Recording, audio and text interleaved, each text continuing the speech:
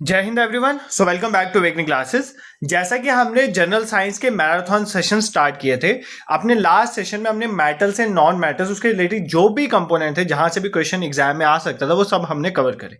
आज हमारा जो टॉपिक ऑफ डिस्कशन रहेगा वो रहेगा, पहले तो हमें न्यूट्रिशन के बारे में समझना है। ठीक है, न्यूट्रिशन न्यूट्रिशन क्या होता है वो देखेंगे, न्यूट्रिशन की टाइप्स, ऑटोट्रॉफिक, हिटरोट्रॉफिक, उसकी भी फर्दर टाइप्स हम देखेंगे जहां से एग्जाम में क्वेश्चन आता है। Second, live processes. अगर मान लो आपके सिलेबस में लाइव प्रोसेस डायरेक्टली मेंशन नहीं है, जनरल साइंस ही लिखा है, तो भी लाइव प्रोसेस पढ़ के जाना, यहाँ से क्वेश्चन आपको पेपर में दिखेंगे। बहुत इंपॉर्टेंट टॉपिक है। इसमें हम डाइजेशन, पूरा डाइजेस्टिव सिस्टम विद डायग्राम वो भी डालिए, देख लेंगे। रिस्पिरेशन को देखेंगे, देन ट्रांसपोर्टेशन इन प्लांट। कुछ बच्चों के सिलेबस में ये मेंशन है ट्रांसपोर्टेशन इन प्लांट, तो वो भी आज यहीं पर देखेंगे। और एनिमल्स में भी ट्रांसपोर्टेशन देखेंगे। एक्सक्रीशन ऊपर ऊपर से देखेंगे, ज्यादा क्वेश्चन यहाँ से फ्रेम नहीं होते। ठीक है, ये सारे टॉपिक ऑफ डिस्कशन आज हमारे रहेंगे। खुद एक एक करके अपने आप में एक फुल फ्लेज टॉपिक है, तो इट विल टेक टाइम। तो सेशन थोड़ा लंबा भी जा सकता है, बट हमें तो कोई परवाह नहीं है, हमारा सेशन जितना मर्जी लंबा जाए, हमने इसको कवर करना है। ठीक है, और ये सेकंड मैराथन सेशन आपका जनरल साइंस का, पहला ऑलरेडी हो चुका है और आपने उसको कवर भी कर लिया होगा। ठीक है, अब देखो दो चीजें हमने देखनी है। सबसे पहले हमें समझना है, भाई ये सर लाइव प्रोसेस बोल रहे हो, ये लाइव प्रोसेस का मतलब क्या होता है। देखो सिंपली आपकी बॉडी में कोई भी एक इंसान है, कोई भी एक लिविंग ऑर्गेनिज्म है, उसकी बॉडी को मेंटेन करने का फंक्शन उनको बोलते हैं मेंटेनेंस फंक्शन। क्या बोलते हैं? Maintenance function. मान लो आप सोए हो तो भी मेंटेनेंस फंक्शन चल रहा है, आप खा रहे हो तो भी मेंटेनेंस फंक्शन चल रहा है, आप घूम रहे हो तो भी मेंटेनेंस फंक्शन चल रहा है। ये जो मेंटेनेंस फंक्शन होता है ना आपकी बॉडी का, ये है आपके लाइफ के प्रोसेसेस। ठीक है, अब क्या होते हैं मेंटेनेंस फंक्शन? मान लो आप सो गए, बट सोने से पहले आपने खाना खा लिया, तो आपने जो खाना खाया आप सो गए, क्या सोते सोते खाने का डाइजेशन नहीं होगा? वो तो अपने एंड पे चलेगा ना, वो तो चलता रहेगा। आप सांस ले रहे हो, ब्रीदिंग इन ब्रीदिंग आउट कर रहे हो, ठीक है, आपका हार्ट काम कर रहा है, बेशक सोए हुए, तो ये सारे प्रोसेसेस आपस में चल रहे हैं। ठीक है, इन प्रोसेसेस को बोलते हैं लाइफ प्रोसेसेस। जैसे मान लो इसमें क्या पढ़ेंगे, मान लो जैसे आपका डाइजेशन वाला प्रोसेस है, आप सोए हो तो भी चल रहा है, ठीक है, मेंटेनेंस प्रोसेस आपका चलेगा। आपका रिस्पिरेशन है तब भी हो रही होगी, ठीक है, रिस्पिरेशन भी हो रही होगी। आपकी बॉडी में ट्रांसपोर्टेशन भी हो रही होगी, ठीक है, ट्रांसपोर्टेशन भी हो रही होगी। ठीक है, और एक्सक्रीशन को भी हम पढ़ेंगे। ये सारे किस में आते हैं? ये सारे लाइफ प्रोसेस, मतलब वो प्रोसेसेस जिसकी वजह से आपकी लाइफ जो है वो चलेगी, उन प्रोसेसेस को बोलेंगे लाइफ प्रोसेस। ठीक है, अब लाइफ प्रोसेस कैसे होगा भाई? ये प्रोसेसेस कैसे चलेंगे, आपकी बॉडी कैसे फंक्शन करेगी? उनको एनर्जी चाहिए। बिना एनर्जी के कोई भी आपका बॉडी पार्ट फंक्शन नहीं कर सकता। तो एनर्जी आप कहां से लोगे? इंडिविजुअल के अंदर तो एनर्जी नहीं ना बनती, वो बाहर से कुछ इनटेक करेगा। तो ये सारा प्रोसेस कि हम कैसे बाहर से इनटेक करते हैं चीज को, मान लो हमने खाना खाया, तो हम कैसे खाने को इनटेक करेंगे, उसकी कैसे डाइजेशन होगी, ये सारा किस में आता है? ये सारा किस में आ जाता है? न्यूट्रिशन में। ठीक है, ये सारा किस में आ जाता है? न्यूट्रिशन में। तो बेसिकली हमने अभी आज के सेशन में क्या पढ़ना है? हमने ये पढ़ना है कि हमारी बॉडी में जो भी मेंटेनेंस प्रोसेसेस होते हैं उनके बारे में पढ़ेंगे, प्लस इन मेंटेनेंस प्रोसेसेस के लिए जो हमें एनर्जी रिक्वायर होती है, जो हमारी बॉडी के आउटसाइड से आती है, वो किस तरह से हमारी बॉडी में जाती है। ठीक है, आउटसाइड सोर्स ऑफ एनर्जी। मान लो जैसे हमने खाना खाया, तो खाना हमने खाया, वो भी एक सोर्स ऑफ एनर्जी, बट खाना जैसे ही खाओगे एनर्जी थोड़ी मिल जाएगी। पहले वो खाना डाइजेस्ट होगा, डाइजेस्ट होने के बाद वो खाने का जो न्यूट्रिएंट्स है वो आपकी कहाँ पे जाएंगे? सेल्स में। ठीक है, वो जब सेल्स में पहुंचेंगे फिर उसकी क्या होगी? ऑक्सीडेशन रिएक्शन, तो आपका ग्लूकोज बनेगा, आपकी एनर्जी बनेगी। ठीक है, तो ये सारे प्रोसेसेस हमें समझने। ठीक है, ये तो जस्ट मैंने आपको बताया कि हमने पढ़ना क्या है। ठीक है, तो सबसे पहले हम स्टार्ट करेंगे न्यूट्रिशन के साथ। हम पहले सबसे पहले किसको समझेंगे? हम न्यूट्रिशन को समझ। अब आपने कंसंट्रेशन से यहाँ पर पढ़ना है, सारा आपको क्लियर हो जाएगा। ठीक है, न्यूट्रिशन मैंने आपको ऑलरेडी बता दिया। न्यूट्रिशन क्या होता है? न्यूट्रिशन होता है जो भी ऐसी भी कोई चीज जो कोई भी ऑर्गेनिज्म कंज्यूम करता है in order to produce energy. ठीक है, आपकी बॉडी के लाइफ प्रोसेसेस होते रहें, उनके लिए हम जो भी बाहर से लेते हैं उनको हम क्या बोलते हैं? न्यूट्रिएंट्स। ठीक है, और इस प्रोसेस को क्या बोलते हैं? Process of taking nutrition. ठीक है, अब न्यूट्रिशन आपकी मेनली दो बड़े लेवल पे देखें तो दो तरह की हमारी न्यूट्रिशन होती है। ठीक है, एक तो आ गया आपके पास ऑटोट्रॉफिक न्यूट्रिशन, ऑटोट्रॉफिक न्यूट्रिशन। ठीक है, ऑटोट्रॉफिक न्यूट्रिशन। ऑटोट्रॉफिक न्यूट्रिशन मतलब वो न्यूट्रिशन जहां पर आप खुद बनाओगे। ठीक है, सेल्फ नरिशमेंट भी बोलते हैं। ट्रॉफिक का मतलब होता है नरिशमेंट, ऑटो का मतलब होता है सेल्फ, तो ये आ गया सेल्फ नरिशमेंट। ठीक है, जहां पर मान लो आप अपना खाना खुद बनाते हो, वो आ गया autotrophic way of taking nutrition. In second is heterotrophic way of taking nutrition. ठीक है, हेट्रोट्रॉफिक मतलब जहां पर आप किसी पे डिपेंड हो for nutrition, that process known है हेट्रोट्रॉफिक न्यूट्रिशन। ठीक है, पहले मैं आपको इनको एक थोड़ा ओवरव्यू दूंगा इस डायग्राम से, देन आपको ये क्लियर हो जाएगा। ठीक है, ऑटोट्रॉफिक न्यूट्रिशन में इसकी फर्दर दो हैं, एक है फोटो ऑटोट्रॉफ्स। ठीक है, कौन सी? Photo autotrophs.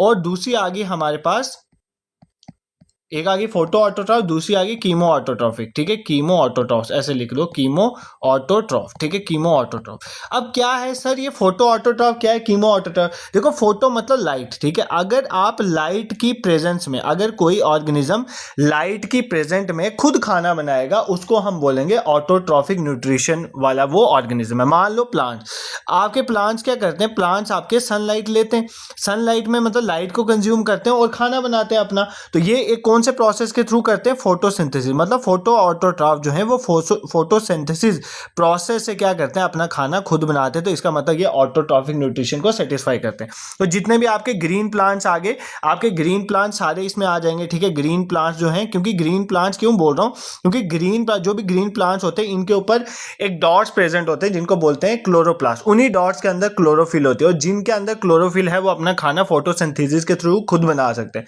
सनलाइट को और वाटर को कंज्यूम करके, ठीक है। ये आ गया, ये किस में आएंगे, फोटो ऑटोट्रॉफ। बट क्या सिर्फ प्लांट्स आते हैं, नहीं, इनको छोड़ के आपकी ब्लू ग्रीन एल्गी, तो ये भी याद कर लेना, ब्लू ग्रीन एल्गी ये भी एक तरह की फोटो ऑटोट्रॉफ है। ये फोटो ऑटोट्रॉफिक वे में ही खाना बना, जिसको हम साइनोबैक्टीरिया भी कहते हैं। क्या कहते हैं, साइनोबैक्टीरिया। ये एग्जाम्पल्स आपको एग्जाम में पूछेगा, इसलिए मैं यहाँ पर लिख रहा हूँ, ठीक है। उसका यूग्लिना हो गया, और भी बहुत सारी एग्जाम्पल है, बट एग्जाम में ज्यादा पूछने वाली यही है। ये सारी किस में आ जाती हैं, ये सारी फोटो ऑटोट्रॉफ, मतलब फोटो मतलब लाइट, तो जो लाइट को मतलब सनलाइट को यूज करके जो भी प्लांट्स या एनिमल्स अपना खाना बनाएंगे वो सारे किस में आ जाएंगे, फोटो ऑटोट्रॉफ, मतलब फोटोसिंथेसिस वाले प्रोसेस में, जो आपने बचपन से पढ़ा हुआ है। इसमें green plants, blue green algae, cyanobacteria जिसको कहते हैं, यूग्लिना, ये सब आ जाए। फिर कीमो ऑटोट्रॉफ मतलब जो कीमो मतलब केमिकल, जो केमिकल एनर्जी का यूज करेंगे, किसका, केमिकल मेथड का यूज करेंगे एनर्जी को प्रोड्यूस करने के लिए, तो वो कौन से आगे, कीमो ऑटोट्रॉफ। अब देखो ये कहां पर होंगे, मान लो अगर सपोज करो आपका कोई एक प्लांट है, वो ओशन में बहुत डीप है, तो ओशन में अगर वो बहुत डीप है, तो मुझे बताओ ओशन की क्या डीप लेयर्स में सनलाइट पहुंचेगी, नहीं, तो वो फोटो ऑटोट्रॉफ तो नहीं हुआ ना, वो सनलाइट को यूज ही नहीं करे, वो केमिकल्स की हेल्प से जो है एनर्जी बना रहे हैं। तो जो डीप ओशन वाले में जो प्लांट्स पाए जाते हैं वो मेनली कीमो ऑटोट्रॉफिक होते हैं। फिर कुछ ऐसे जो हमारे पास नाइट्रोजन फिक्सिंग बैक्टीरियाज होते हैं, कौन से, नाइट्रोजन फिक्सिंग बैक्टीरिया, ये मेनली जमीन के अंदर पाए जाते हैं। कहाँ पर पाए जाते हैं, जमीन के अंदर। और अगर ये जमीन के अंदर पाए जाते हैं तो वहां पर भी तो सनलाइट नहीं ना पहुंच रही है, बट ये अपना खाना बनाते हैं। तो वो कौन से मेथड से बनाते हैं, कीमो ऑटोट्रॉफिक वे में, ठीक है। तो नाइट्रोजन फिक्सिंग बैक्टीरिया इसमें आ जाएंगे, सल्फर ऑक्सीडाइजिंग बैक्टीरिया, ये इसकी एग्जांपल है, आप याद रखो, कौन से, सल्फर ऑक्सीडाइजिंग बैक्टीरिया, ठीक है, सल्फर ऑक्सीडाइजिंग बैक्टीरिया। अच्छे से पढ़ेंगे, आराम से पढ़ेंगे, कोई जल्दबाजी नहीं है, बट टॉपिक क्लियर होना चाहिए, ठीक है। सर हमने अभी तक क्या देखा, पहले रिवाइज करते चले। हमने देखा सर, हमने स्टार्ट किया लाइफ प्रोसेस। लाइफ प्रोसेस मतलब आपके लाइफ को चलाने के लिए जो भी प्रोसेसेस इन्वॉल्व हैं, जैसे खाने का खाना, टूटना, रिस्पिरेशन, ठीक है, transportation of blood and minerals in your body, as well excretion of waste product, ये सारा लाइफ प्रोसेस में आता है। और न्यूट्रिशन मतलब कहने का मतलब है कि आपको जो एनर्जी चाहिए उसके लिए जो भी आप इनटेक करते हो उसके डिफरेंट मोड हैं उस न्यूट्रिएंट्स को लेने का, वो सारे न्यूट्रिशन में हम पढ़ते हैं। तो हमने देखा सबसे पहले वी हैव न्यूट्रिशन की two major headings. First is autotrophic, auto मतलब खुद, सेल्फ नरिशमेंट करना खुद की। सेल्फ नरिशमेंट में दो तरीके हैं, या तो वो सनलाइट की प्रेजेंस में, जैसे प्लांट्स आपको पता है मेनली खाना बनाते हैं, डैडी उन्होंने फोटो ऑटोट्रॉफ, इसमें प्लांट्स आ जाते हैं, ग्रीन प्लांट्स सारे आ जाएंगे, ब्लू ग्रीन एल्गी आ जाएगी जिसको साइनोबैक्टीरिया कहते हैं, और उसके बाद हमारे पास यूग्लिना वगैरह आ गए, ठीक है। But there are some plants and animals which are deep inside the ocean, वहां तो लाइट नहीं पहुंच रही है, तो वहां पर भी जो खाना बनाते हैं उनको बोलते हैं कीमो ऑटो, क्यों, खुद बनाए तो इसलिए कीमो ऑटो, और केमिकल्स का यूज करते हैं। और नाइट्रोजन फिक्सिंग बैक्टीरिया भी इसकी एग्जांपल है, सल्फर ऑक्सीडाइजिंग बैक्टीरिया भी, ठीक है। अब सेकंड केस आ गया हमारा हिट्रो ऑटोट्रॉफ। हिट्रोट्रॉफिक वाले कौन सा है, हिट्रोट्रॉफिक वो न्यूट्रिशन है जो खुद खाना नहीं बना रही, किसी पे डिपेंड है। अब इसकी फर्दर बहुत सारी टाइप्स है, पहले मैं टाइप्स का नाम लिखूंगा यहाँ पर, फिर हम इसको एक और समझेंगे। सबसे पहले आगे सेप्रोफाइटिक, कौन से, सेप्रोफाइटिक, एक एक करके समझेंगे फिर इनको। दूसरे आगे पैरासाइटिक, कौन से, पैरासाइटिक, ठीक है, ये सारे हिट्रोट्रॉफिक में आ रहे हैं, ठीक है, पैरासाइटिक आगे। फिर उसके बाद आगे इंसेक्टिवोरस, कौन से आगे, इंसेक्टिवोरस, ठीक है, इसको भी समझेंगे इंसेक्टिवोरस में क्या होगा। फिर हमारे पास आगे सिम्बियोटिक वाले, सिम्बियोटिक, ठीक है, कौन से, सिम्बियोटिक टाइप ऑफ न्यूट्रिशन। और उसके बाद आगे होलोजोइक में ह्यूमंस आते हैं, एल्गी वगैरह, होलोजोइक में मेनली ह्यूमंस आ जाते हैं, ठीक है, ये आपको याद रखना है। अमीबा भी इसी में आता है, होलोजोइक में, ठीक है। ये ह्यूमंस वाली है, इसको तो बहुत अच्छे से हमने डाइजेस्टिव सिस्टम वगैरह में पढ़ना है, बट एक एक करके पहले सबको समझेंगे, ठीक है। तो सबसे पहले हमने क्या देखी, सबसे पहले हमने लिखी है सेप्रोफाइटिक। तो देखते हैं सेप्रोफाइटिक में क्या होता है। देखो सेप्रोफाइटिक किसके अंदर है, हिट्रोट्रॉफिक में। इसका मतलब यहाँ पर कोई खुद खाना नहीं बना रहा है, तो किसी ना किसी से ले रहा होगा। तो जब जब कोई ऑर्गेनिज्म अपना खाना डेड एंड डिकेइंग मैटर से लेगा, डेड और डिके मतलब जो चीज खत्म हो चुकी है, डेड और डिके हो चुकी है, वहां से जब आप अपनी न्यूट्रिशन ले रहे हो तो वो आप कौन सी टाइप में आते हैं, आप सेप्रोफाइटिक टाइप ऑफ न्यूट्रिशन लेने वाले में आते हैं। इसकी एग्जांपल बहुत सारी फंजाइज जो हैं वो सेप्रोफाइटिक होती हैं, ठीक है। बैक्टीरियाज होते हैं, ठीक है, बैक्टीरियाज होते हैं, ठीक है। फंजाई में हमारे जैसे मशरूम आ गया, मशरूम भी एक तरह की सेप्रोफाइटिक न्यूट्रिशन ही लेता है, ठीक है। मोल्ड आ गया, ठीक है, मोल्ड आ गया। ये आपको ना एग्जाम में इनकी एग्जाम्पल्स याद रखनी है कि इसमें कौन सी जो है न्यूट्रिशन है, ठीक है। यही तो पूछेगा ना आपको। मान लो आपको अमीबा पूछ रहे थे किसमें आता है, होलोजोइक में आता है, हिट्रोट्रॉफिक है। आपको साइनोबैक्टीरिया ब्लू ग्रीन एल्गी पूछ रहे हो, ऑटोट्रॉफिक में है, ठीक है, तो ऑटोट्रॉफिक न्यूट्रिशन, तो ऐसे आपको पता होना चाहिए। तो सेप्रोफाइटिक वो होते हैं जब आप अपनी जो न्यूट्रिएंट्स हैं, अपना फूड है, वो डेड एंड डिकेइंग मैटर से लेते हैं, तो आपकी न्यूट्रिशन को हम क्या बोलेंगे, सेप्रोफाइटिक मोड ऑफ न्यूट्रिशन, ठीक है। नेक्स्ट वी है पैरासाइटिक। अब पैरासाइटिक क्या है, पैरासाइटिक मतलब पैरासाइट्स क्या होते हैं। देखो एक ऑर्गेनिज्म होता है, उसको हम बोलते हैं होस्ट। क्या बोलते हैं, होस्ट। मान लो एक गाय है और गाय के ऊपर जो है टिक जो है उसका खून चूस रहा है, ठीक है। तो गाय होस्ट आ गई, टिक क्या आ गया, पैरासाइट, जो उसके ऊपर बैठा हुआ है और उसमें से खाना जो है वो निकाल रहा है अपना। तो इस मोड ऑफ न्यूट्रिशन को हम क्या बोलेंगे, पैरासाइटिक मोड ऑफ न्यूट्रिशन। जैसे मान लो आपके पेट में जो है कीड़े पड़ जाते हैं, ठीक है, जिसको आप बोलते हो राउंड वॉर्म, टेप वॉर्म, ठीक है, टेप वॉर्म हो गया, राउंड वार्म हो गया। ये सारे किस में आते हैं, इनकी जो है ये सारे कौन से वे में लेते हैं, ये पैरासाइटिक वे है। देखो मान लो राउंड वार्म है आपके पेट में, ठीक है, पेट में कीड़े पड़े, अब वो अपना खाना कहाँ से लेंगे, वो तुम्हारी एनर्जी से अपना खाना ले रहे हैं। तो मान लो किसी के सिर में जुएं पड़ी हैं, ठीक है, तो वो जुएं जो है वो किसके सिर से निकाल रही हैं, उस बॉडी ऑर्गेनिज्म के सिर से। तो ये कौन से, ये सारे कौन से मेथड आ जाते हैं पैरासिटिक में। तो ये आपको याद रखना है, tapeworm, roundworm, ticks आ गया, ठीक है, माइट्स आ गया, ठीक है, ये सब इसकी एग्जाम्पल है। इनकी न्यूट्रिशन कौन से है, पैरासाइटिक वे में, ठीक है। उसका एस्केरिस आ गया, ठीक है, एस्केरिक्स, ये थोड़े नाम याद कर लो, ये एग्जांपल्स में कई बार पूछ लेता है, इसलिए मैं लिख रहा हूँ। प्लांट्स में जैसे अमेर बेल आ गया, अमेर की बेल आ गई, ठीक है, वो भी किस में आती है, पैरासाइटिक में आती है, जिसको कसकुटा भी कहते हैं, कसकुटा भी कहते हैं, ये भी याद कर लें, ठीक है। This is clear. तो ये सारे किस में आ गई, पैरासाइटिक। तो सर एक तो आपने एक समझा दिया, सेप्रोफाइटिक में जब डेड एंड डिकेइंग मैटर से लेते हैं, पैरासाइटिक मतलब एक लिविंग होस्ट के ऊपर जो पैरासाइट बैठ के उसमें से एनर्जी ले लेता है। तो फिर इंसेक्टिवोरस कौन से हो गए, इंसेक्टिवोरस कौन से हो, देखो कुछ मान लो आपकी अगर मैं बात करता हूँ, कुछ प्लांट्स हैं, ध्यान से सुनना, कुछ प्लांट्स ऐसे एरियाज में ग्रो होते हैं जहां पे नाइट्रोजन की कमी है। कुछ प्लांट्स हैं जो ऐसे एरियाज में ग्रो होते हैं जहां पे नाइट्रोजन की कमी है। देखो नाइट्रोजन प्लांट मेनली कहां से लेगा, वो नाइट्रोजन फिक्सिंग बैक्टीरिया या तो एटमॉस्फेयर से फिक्स करेंगे या जमीन के अंदर से देंगे। बट कुछ ऐसे प्लांट्स हैं वो उन एरियाज में ग्रो होते हैं जहां पे नाइट्रोजन की बहुत कमी है। अब वो नाइट्रोजन की डेफिशिएंसी कैसे पूरी करें, वो क्या करेंगे, कुछ इंसेक्ट्स को ट्रैप कर लेते हैं। क्या कर लेते हैं, ट्रैप कर लेते हैं इंसेक्ट से। इंसेक्ट्स को ट्रैप करने के बाद जो है और नाइट्रोजन उनसे लेते हैं। तो ऐसे जो तरह मोड ऑफ न्यूट्रिशन है उसको बोलते हैं इंसेक्टिवोरस मोड ऑफ न्यूट्रिशन। ये हिट्रोट्रॉफिक में ही आता है। इसमें जैसे पिक्चर प्लांट, ये बेस्ट एग्जांपल है और इसकी, और इसमें से डायरेक्टली एग्जाम में क्वेश्चन पूछता है। पिक्चर प्लांट जो है वो किस में, कौन सी मोड ऑफ न्यूट्रिशन में आता है, इंसेक्टिवोरस में, ठीक है। जैसे फ्लाई ट्रैप आ गया, ठीक है, फ्लाई ट्रैप, ठीक है, वीनस फ्लाई ट्रैप, ये भी याद कर सकते हो, ठीक है, वीनस फ्लाई ट्रैप। तो ये भी किस में आता है, ये भी हमारा इंसेक्टिवोरस। मतलब इंसेक्टिवोरस में क्या हो रहा है कि कुछ ऐसे प्लांट्स हमारे पास ऐसे हैं जो क्या करते हैं, जो ऐसे एरियाज में ग्रो होते हैं जहां पे नाइट्रोजन इनको इजिली नहीं मिलती है बाय नाइट्रोजन फिक्सिंग बैक्टीरिया। वो क्या करते हैं, कुछ इंसेक्ट्स को जो है वो ट्रैप कर लेते हैं और उनमें से जो है नाइट्रोजन लेते रहते हैं। तो उनकी मोड ऑफ न्यूट्रिशन को हम क्या बोलेंगे, इंसेक्टिवोरस, ठीक है। तो पिक्चर प्लांट इसकी बेस्ट एग्जांपल है जहां से डायरेक्टली एग्जाम में क्वेश्चन पूछा जाता है, ठीक है। उसके बाद और क्या है, उसके बाद we have symbiotic mode of nutrition. Symbiotic mode of nutrition, symbiotic मतलब होता है म्यूचुअल रिलेशनशिप। म्यूचुअल रिलेशन मतलब तुम मुझे दो और मैं तुम्हें दूंगा, ठीक है। मतलब तुम मुझे एक चीज प्रोवाइड करो और मैं तुम्हें उसके बदले दूसरी चीज प्रोवाइड करूं। तो म्यूचुअल एक डिपेंडेंस होती है एक दूसरे पे, ठीक है। अब इसकी एग्जांपल क्या, मान लो लाइकन, पेपर में पूछता है लाइकन क्या है। लाइकन एक सिम्बियोटिक रिलेशनशिप है किसके बीच में, एल्गी और फंजाई। देखो एल्गी और फंजाई आपस में मिलते हैं। एल्गी, जहां पर भी एल्गी है, मैंने अभी पढ़ा है ब्लू ग्रीन एल्गी जैसे हो गया, वो क्या बनाएगी, फूड। और फंजाई क्या प्रोवाइड करता है, शेल्टर। मतलब एक क्या है, किसी को फूड प्रोवाइड कर रहा है, एक किसी को शेल्टर प्रोवाइड कर, और ये दोनों आपस में मिलकर रहते हैं। तो ये एक सिम्बियोटिक रिलेशनशिप की एग्जांपल है, ठीक है। इसी तरह जैसे राइजोबियम बैक्टीरिया, राइजोबियम बैक्टीरिया जो है, राइजोबियम बैक्टीरिया जो है वो किसके साथ मिलकर रहता है? राइजोबियम बैक्टीरिया जो है वो मिलकर रहता है लेगुमिनियस प्लांट से, ठीक है, लेगुमिनियस प्लांट से। तो ये भी एक तरह का सिम्बियोटिक रिलेशनशिप है, ठीक है, ये भी आपको याद रखना है। तो लाइकन आपने बेस्ट एग्जांपल याद रखने है, एल्गी और फंजाई का एक आपस में म्यूचुअल रिलेशनशिप है, और ये कौन सी तरह की न्यूट्रिशन आ जाती है? हेटेरोट्रॉफिक। और लास्ट है होलोजोइक। होलोजोइक मतलब जो ह्यूमंस वगैरह में, इसको तो हमने पढ़ना है ना।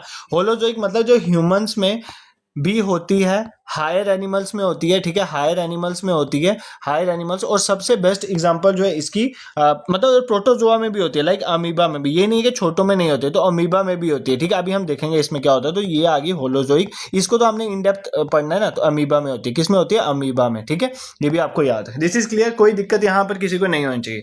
तो अभी हम इसको रिवाइज करते हैं जो हमने अभी तक पढ़ा है, फिर हम आगे लाइफ प्रोसेस में मूव करेंगे।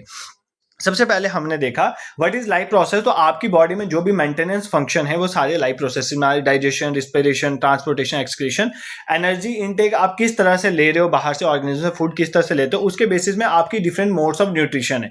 ऑटोट्रॉफिक मतलब जब आप खुद को खुद में ही नरिश करते हो, तो दैट इज ऑटोट्रॉफिक। इसमें दो आएंगे, फोटो ऑटोट्रॉफ मतलब जहां पर भी फोटोसिंथेसिस हो सकती है तो वो सारे फोटो ऑटोट्रॉफ्स में आएंगे, और जहां पर नहीं है तो वहां पे केमिकल्स के हेल्प से केमिकल ऑटोट्रॉफ। इनके हमने एग्जांपल्स देखे। फिर हिटोट्रॉफ की डिफरेंट टाइप्स है, लाइक सेप्रोफाइटिक जहां पर आप डेड एंड डिकेइंग मैटर से अपना खाना लेते हो, इसमें फंजाई बैक्टीरिया आ जाते हैं।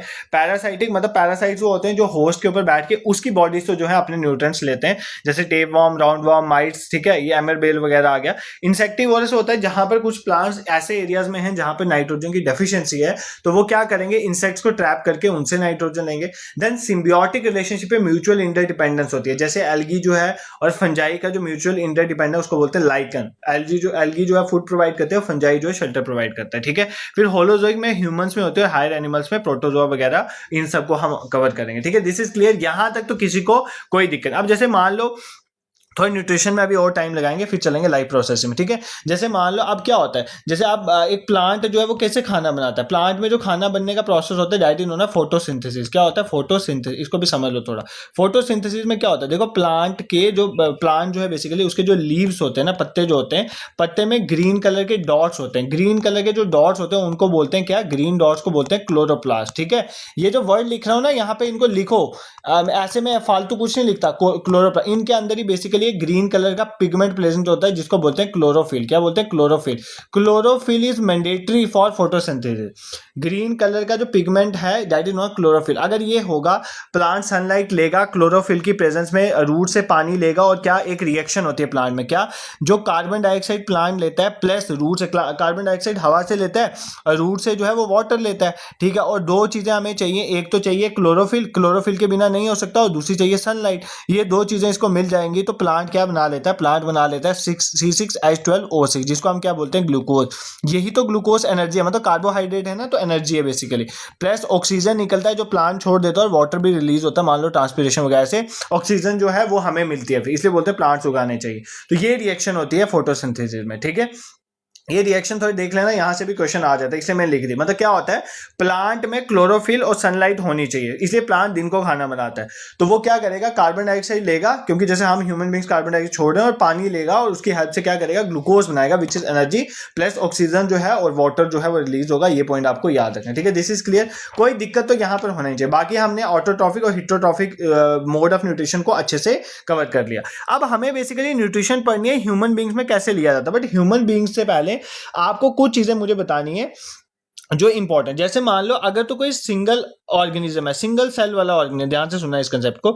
अगर मान लो कोई ऑर्गेनिज्म है जिसमें सिंगल सेल है, ठीक है, जिसमें है ही एक सेल है, उसमें कोई स्पेशलाइज्ड ऑर्गन थोड़ी होंगे जो खाने को लेंगे, खाने को तोड़ेंगे। जैसे ह्यूमन बींग्स में होता है हमारे खाने का जो डाइजेस्टिव सिस्टम है। अब जिसमें जो ऑर्गेनिज्म जिसमें सिंगल सेल है, तो वो थोड़ी ऐसा करेगा कि उसमें अलग सा सिस्टम थोड़ी होगा खाना तोड़ने के लिए। तो अलग सा सिस्टम किसमें होता है, मतलब कंप्लेक्स सिस्टम किसमें होता है? जो मल्टी सेलुलर ऑर्गेनिज्म होते हैं, जैसे ह्यूमंस, ठीक है। सिंगल सेल ऑर्गेनिज्म में ऐसा नहीं होता। ये पॉइंट भी आपको, वहां पे एक सिंगल सेल है तो उसमें क्या होता है, फूड पूरा इंटायर सरफेस में ही चला जाता है और वहीं पर टूटता है। बट जैसे जैसे कंप्लेक्सिटी बढ़ती है तो डिफरेंट फंक्शंस करने वाले डिफरेंट बॉडी ऑर्गन्स इन्वॉल्व है। जैसे एग्जांपल के थ्रू से समझाता हूं, मान लो अमीबा की बात करते हैं। किसकी बात करते हैं? अमीबा। पहले तो आपको पता है अमीबा में कौन सी होती है? होलोजोइक, ठीक है।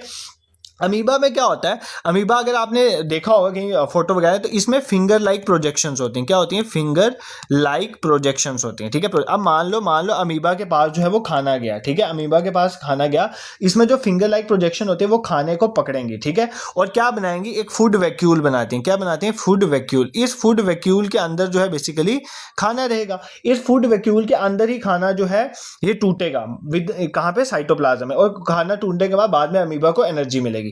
तो आपको जस्ट अमीबा में ये याद रखना कि अमीबा में एक फिंगर लाइक प्रोजेक्शंस होती हैं, सीडोपोडिया भी जिन्हें कहते हैं, ठीक है, ऐसे फिंगर लाइक प्रोजेक्शन सीडोपोडिया बोलते हैं।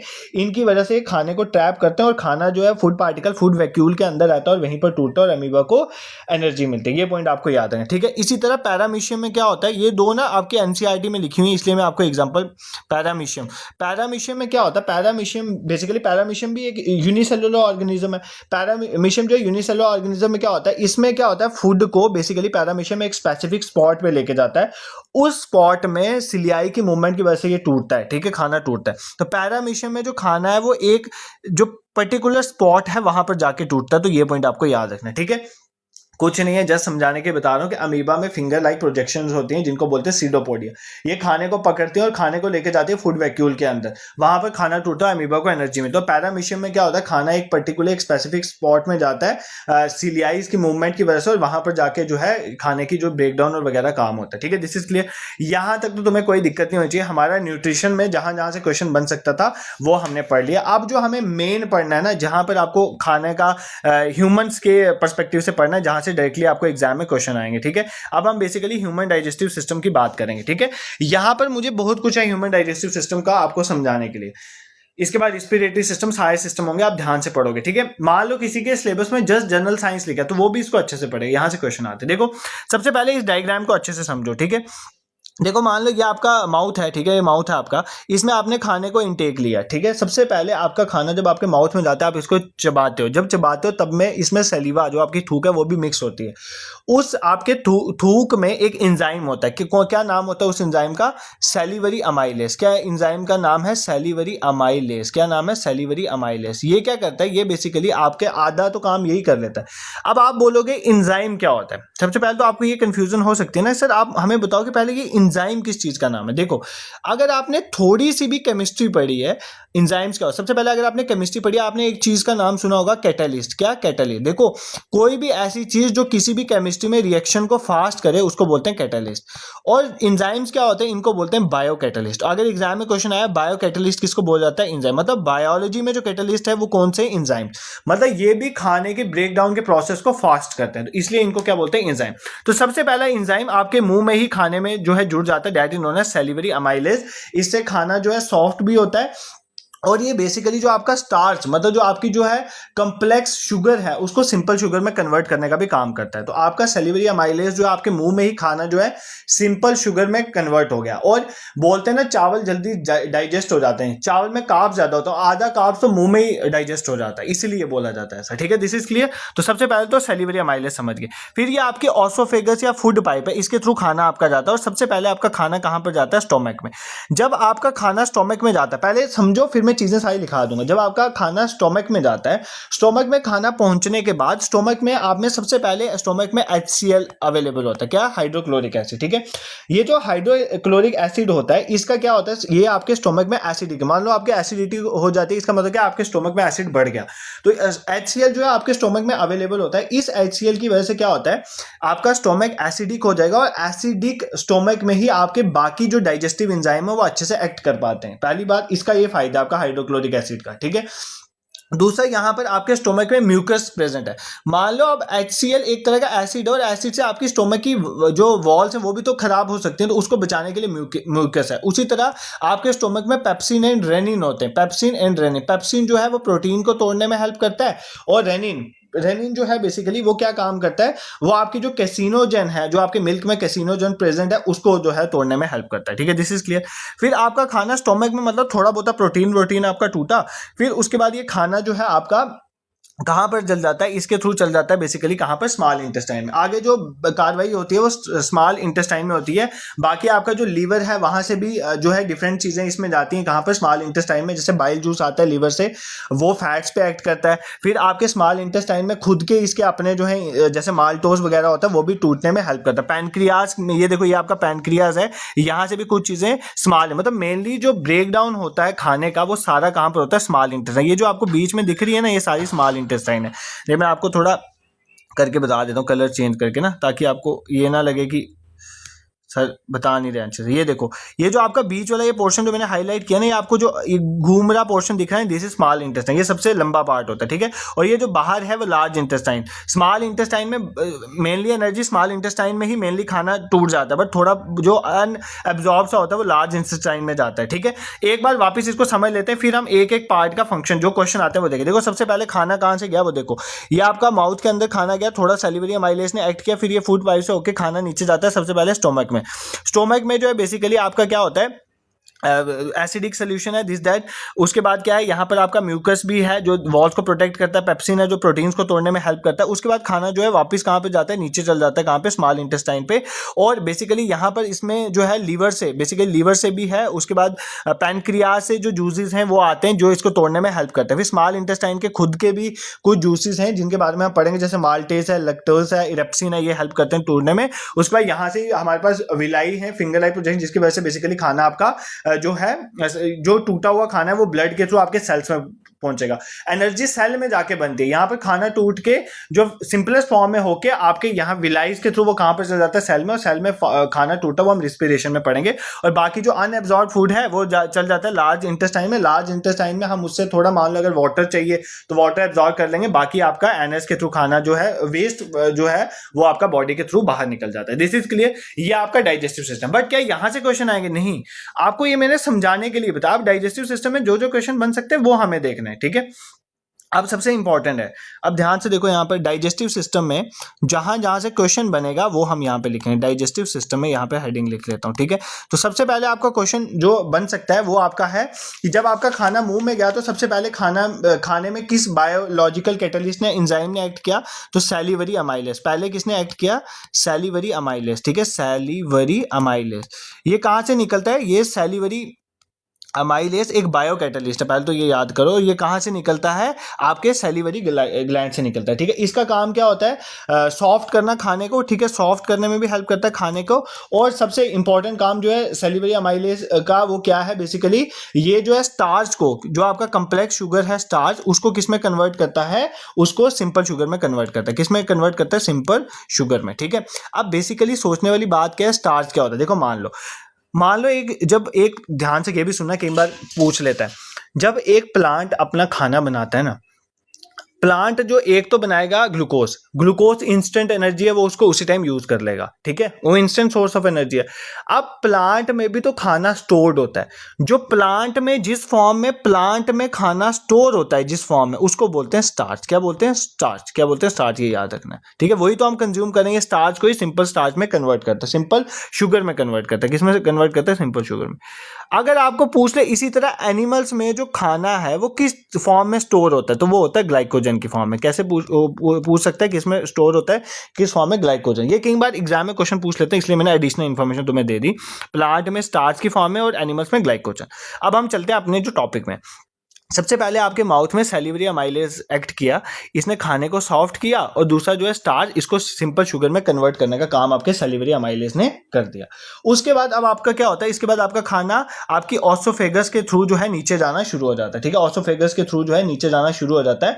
और आपका जो बेसिकली मूवमेंट होती है, एग्जाम में आता है किस तरह से मूवमेंट होती है, इनको बोलते हैं पेरिस्टाल्टिक मूवमेंट, ठीक है। आपने जब भी कभी छोटी क्लास में डाइजेस्टिव सिस्टम का फंक्शन देखा होगा, आपका खाना जो है ना वो ऐसे बेसिकली जो नीचे जाता है ना, जिस तरह से रिदमिकली कांटेक्ट हो के नीचे जाता है। आपकी पूरी जो ये गट वाली पाइप होती है ना, ऑसोफेगस, इसमें क्या होता है? खाना ऐसे, मतलब मान लो खाने को दबाता जाता है हर पॉइंट में, ये जो पाइप है, और वो खाना नीचे नीचे नीचे चलता जाता है। तो किस तरह की मूवमेंट होती है जब खाना नीचे जाता है? पेरिस्टाल्टिक मूवमेंट उनको बोलते हैं। ये पॉइंट आप याद कर लेना, ठीक है। ये पूरी गट में होती है ऐसा।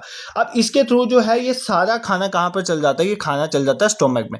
और स्टोमक में खाना जब जाता है तो खाना वहां पे इकट्ठे रहता है काफी देर, इसलिए आपका स्टोमक थोड़ा बल्कि सा दिखता है। ठीक है, तो जैसे ही खाना एंटर करेगा तो आपका स्टोमक जो है वो एक्सपैंड होना शुरू हो जाता है। स्टोमक से स्मॉल इंटेस्टाइन में खाना बहुत धीरे धीरे जाता है, बट स्टोमक में खाना जल्दी जाता है। तो स्टोमक इसलिए आपका एक ही टाइम में जैसे आप खाना खाते हो तो बढ़ने शुरू हो जाते हैं, तो एक्सपैंड हो जाता है, ये आपने याद रखना। ठीक है, अब जब आप स्टोमक में पहुंचे तो सबसे पहले स्टोमक में क्या है, HCl, कौन सा, hydrochloric acid. Hydrochloric acid stomach में इसलिए भेजा जाता है कि एक इसकी वजह से क्या होता है, एक एसिड है तो आपका पूरा मीडियम क्या हो जाएगा, एसिडिक, और एसिडिक मीडियम पे ही आपका पेप्सिन एक्ट करता है। तो ये भी आपके स्टोमक में होता है पेप्सिन, ये एक्ट कर सकता है सिर्फ एसिडिक मीडियम में, इसलिए HCl जो है स्टोमक में प्रोड्यूस होता है। अब पेप्सिन क्या है, पेप्सिन एक प्रोटीन डाइजेस्टिव एंजाइम है। किसको डाइजेस्ट करने वाला, प्रोटीन को डाइजेस्ट करने वाला एक एंजाइम है, क्या है, पेप्सिन। ठीक है, ये क्या करेगा, प्रोटीन को डाइजेस्ट करने वाला है, तो किसको डाइजेस्ट करेगा, प्रोटीन को डाइजेस्ट करेगा, मतलब प्रोटीन को बेसिकली तोड़ने का काम करता है। ठीक है, अब आपके स्टोमक में अगर एसिडिक मीडियम है तो इससे स्टोमक की वॉल भी खराब हो सकती है, तो उससे प्रोटेक्ट करने के लिए क्या होता है, म्यूकस।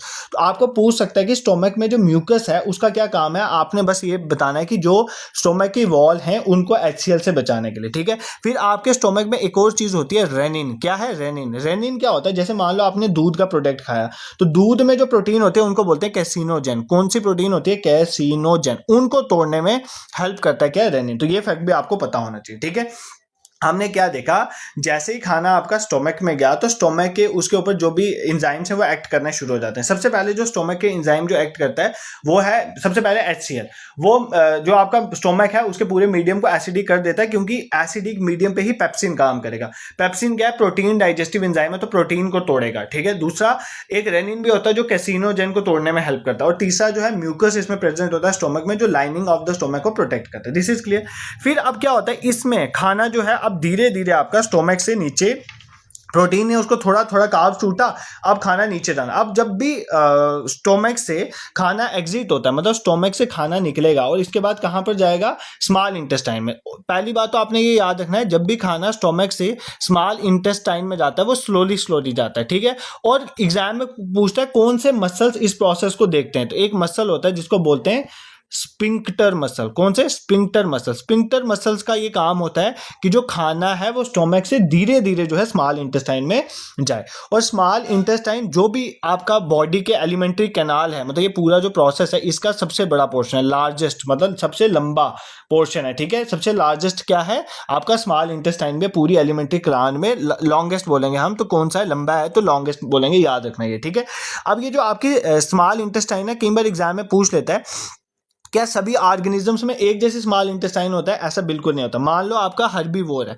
हर्बीवोर कौन से हैं, जो बेसिकली क्या खाते हैं, हर्बीवोर्स वो होते हैं जो प्लांट्स को खाते हैं। तो जो भी प्लांट ईटिंग ऑर्गेनिजम्स है, मान लो जैसे गाय है, जैसे गोट है, इन सब को बेसिकली गाय और जो प्लांट्स होते हैं, प्लांट्स में सेलुलोज होता है, क्या होता है, सेलुलोज, इसको तोड़ना डिफिकल्ट है, इसलिए हर्बीवोर्स की जो स्मॉल इंटेस्टाइन होती है वो लार्ज होती है, वो बड़ी होती है। ठीक है, ज्यादा लंबी होगी।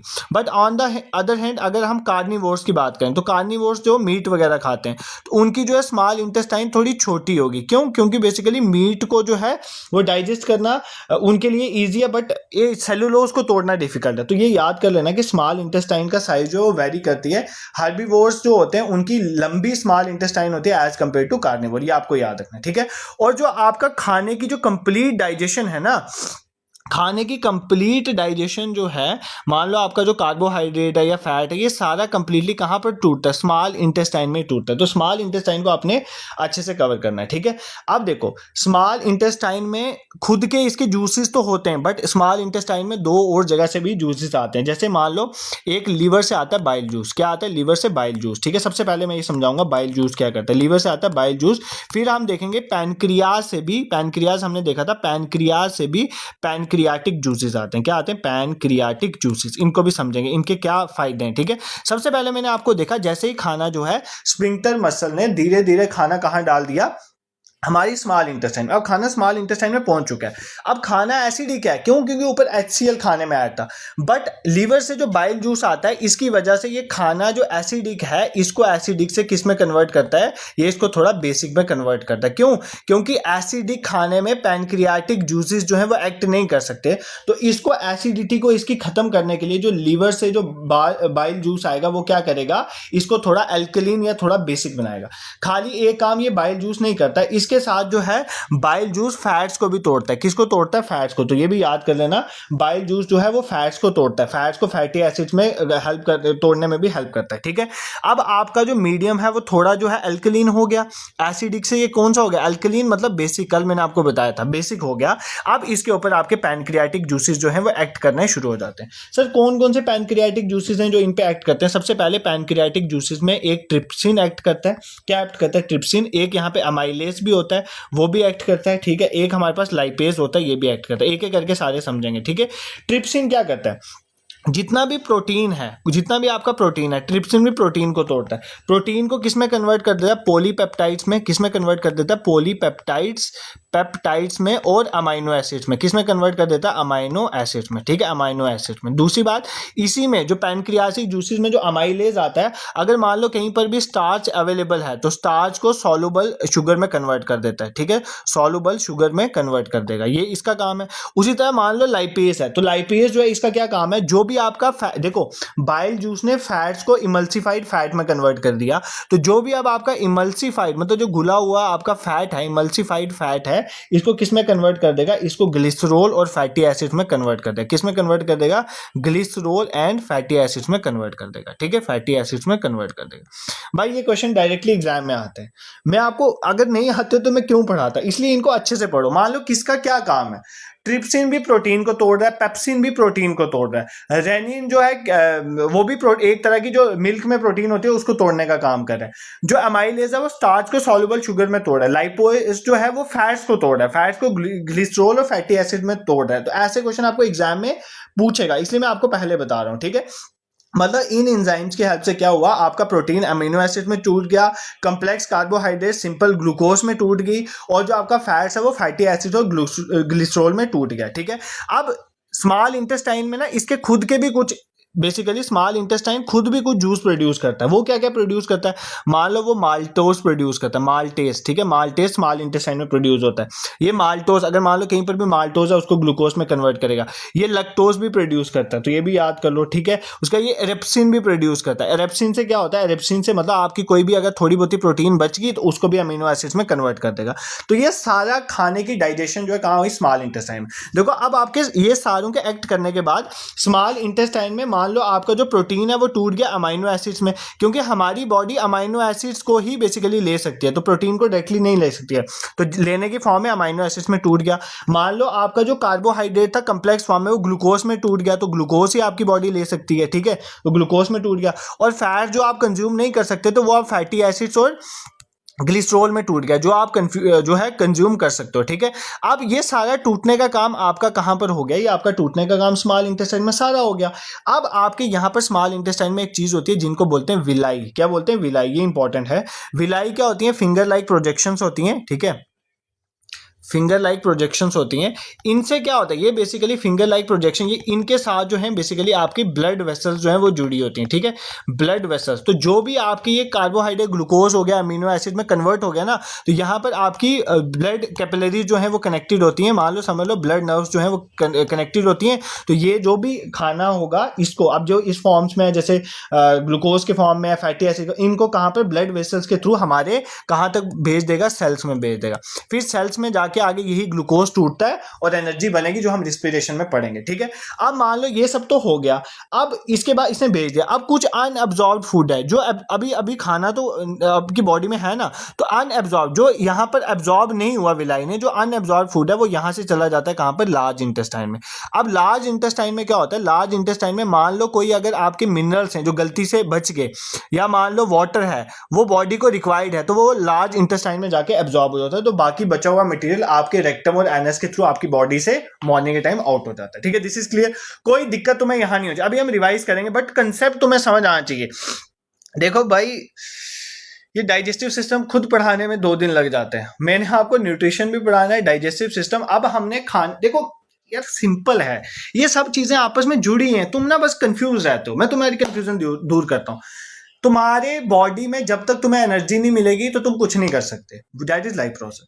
तुम्हें एनर्जी कैसे मिलेगी भाई? तुम बाहर से कुछ खाओगे तो एनर्जी मिलेगी, तो तुमने खाना खाया। ठीक है, अब जैसे ही तुमने खाना खाया तुम्हें एनर्जी मिल गई? नहीं, ऐसा नहीं है, ऐसा नहीं होता। देखो मान लो आपने खाना खाया, जैसे ही आपने खाना खाया आपका खाना आपके माउथ में गया, माउथ में सबसे पहले सैलिवरी अमाइलेज ने एक्ट किया। सैलिवरी अमाइलेज का क्या काम है, जो स्टार्च है, जो कम्प्लेक्स शुगर है, उसको सिंपल शुगर में कन्वर्ट, इसलिए बोलते हैं आधा खाना तो आपके माउथ में ही कार्ब्स वाला टूट जाता है, ठीक है। क्यों? क्योंकि आपके माउथ में ही एंजाइम उस पर एक्ट कर गया, माउथ में ही, ठीक है। उसके बाद आपके ऑसोफेगस में खाना गया, वहां पर आपके पेरिस्टाल्टिक मूवमेंट के थ्रू वो खाना डायरेक्टली कहां पे चला गया, स्टोमक में चला गया। जैसे ही स्टोमक में खाना जाए, स्टोमक में एकदम खाना जाता है, स्टोमक जो है बढ़ना शुरू हो जाता है, ठीक है। अब जैसे ही खाना स्टोमक में गया, सबसे पहले आपके स्टोमक में एसिडिक सोल्यूशन है HCl। क्यों HCl अवेलेबल है? ताकि एक तो खाने में अगर कोई गलत चीजें हो ना तो वो उसको भी खत्म कर देता है HCl। दूसरा, मान लो अगर कोई इन्फेक्शन है उसको खत्म कर। दूसरा क्या होता है, इसकी वजह से पेप्सिन जो है उसको एसिडिक सोल्यूशन चाहिए होता है, तो पेप्सिन एक्ट करता है। पेप्सिन प्रोटीन को तोड़ेगा पॉलीपेप्टाइड्स अमीनो एसिड में, बस उसका ये काम है। फिर रेनिन भी है जो कैसिनोजन होता है, उसको तोड़ने का काम करता है। और म्यूकस जो है वो inner lining of the stomach को प्रोटेक्ट करेगा। ये तीन चीजें थी स्टोमक में। अब भाई स्टोमक में कंप्लीट डाइजेशन तो नहीं हुई, स्टोमक में ग्लूकोज बना नहीं बना, हमें ग्लूकोज चाहिए, ठीक है, हमें ग्लूकोज चाहिए। तो अब क्या होगा, स्टोमक से धीरे धीरे खाना स्मॉल इंटेस्टाइन में जाता है, ना कि एकदम अचानक, ठीक है, धीरे धीरे जाता है। वो कौन सी चीज देखते हैं, वो स्फिंक्टर मसल्स देखते हैं, ठीक है, स्फिंक्टर मसल। अब जो आपकी स्मॉल इंटेस्टाइन है, जो सबसे लंबा बेसिकली एलिमेंट्री कैनाल में पार्ट है, वो वेरी करती है। मान लो कोई हर्बीवोर है जिसने प्लांट के सेलुलोज को खाना है, तो उसको तोड़ने में ज्यादा टाइम लगेगा, तो उसकी स्मॉल इंटेस्टाइन लंबी होगी, ठीक है, और कईयों की छोटी होती है, जैसे मान लो कार्निवोर्स आ गए। ये हमने क्लियर किया। फिर हमने देखा कि कंप्लीट डाइजेशन जो है वो स्मॉल इंटेस्टाइन में होती है, ठीक है। अब यहां पर सारे जूसेस आके मिलते हैं। मान लो लीवर से सबसे पहले बाइल जूस आता है। बाइल जूस जो लीवर से आता है, सबसे पहले वो एसिडिक जो खाना आया ऊपर से उसको जो है अल्कलाइन में कन्वर्ट करेगा, तभी बाकी एंजाइम्स इस पे एक्ट करेंगे। दूसरा ये क्या करेगा, जो भी फैट्स हैं उनको फैटी एसिड या ग्लूकोज में तोड़ने की हेल्प करेगा, मतलब फैट को इमल्सिफाइड फैट में कन्वर्ट कर देगा। फिर आपके यहाँ पर पैनक्रियाज से जो जूसेस आए वो एक्ट करना शुरू हो जाते हैं खाने में। कौन कौन से? जैसे ट्रिप्सिन, इसका काम है प्रोटीन को तोड़ना। ये प्रोटीन को पॉलीपेप्टाइड से अमीनो एसिड्स में तोड़ता है। अमाइलेज जो है जो बचा खुचा स्टार्च है उसको सॉल्युबल शुगर में तोड़ता है। और लाइपेज जो है इमल्सिफाइड फैट्स को फैटी एसिड या जो ग्लिसरॉल को तोड़ता है। फिर हमारे स्मॉल इंटेस्टाइन के खुद के भी एंजाइम्स है, जैसे माल्टेज, लैक्टोज, एरेप्सिन, ये भी काम करते हैं। एरेप्सिन भी प्रोटीन, मतलब एरेप्सिन भी प्रोटीन को ही तोड़ रहा है, पेप्सिन को भी, ट्रिप्सिन को भी, ऐसे याद कर लो।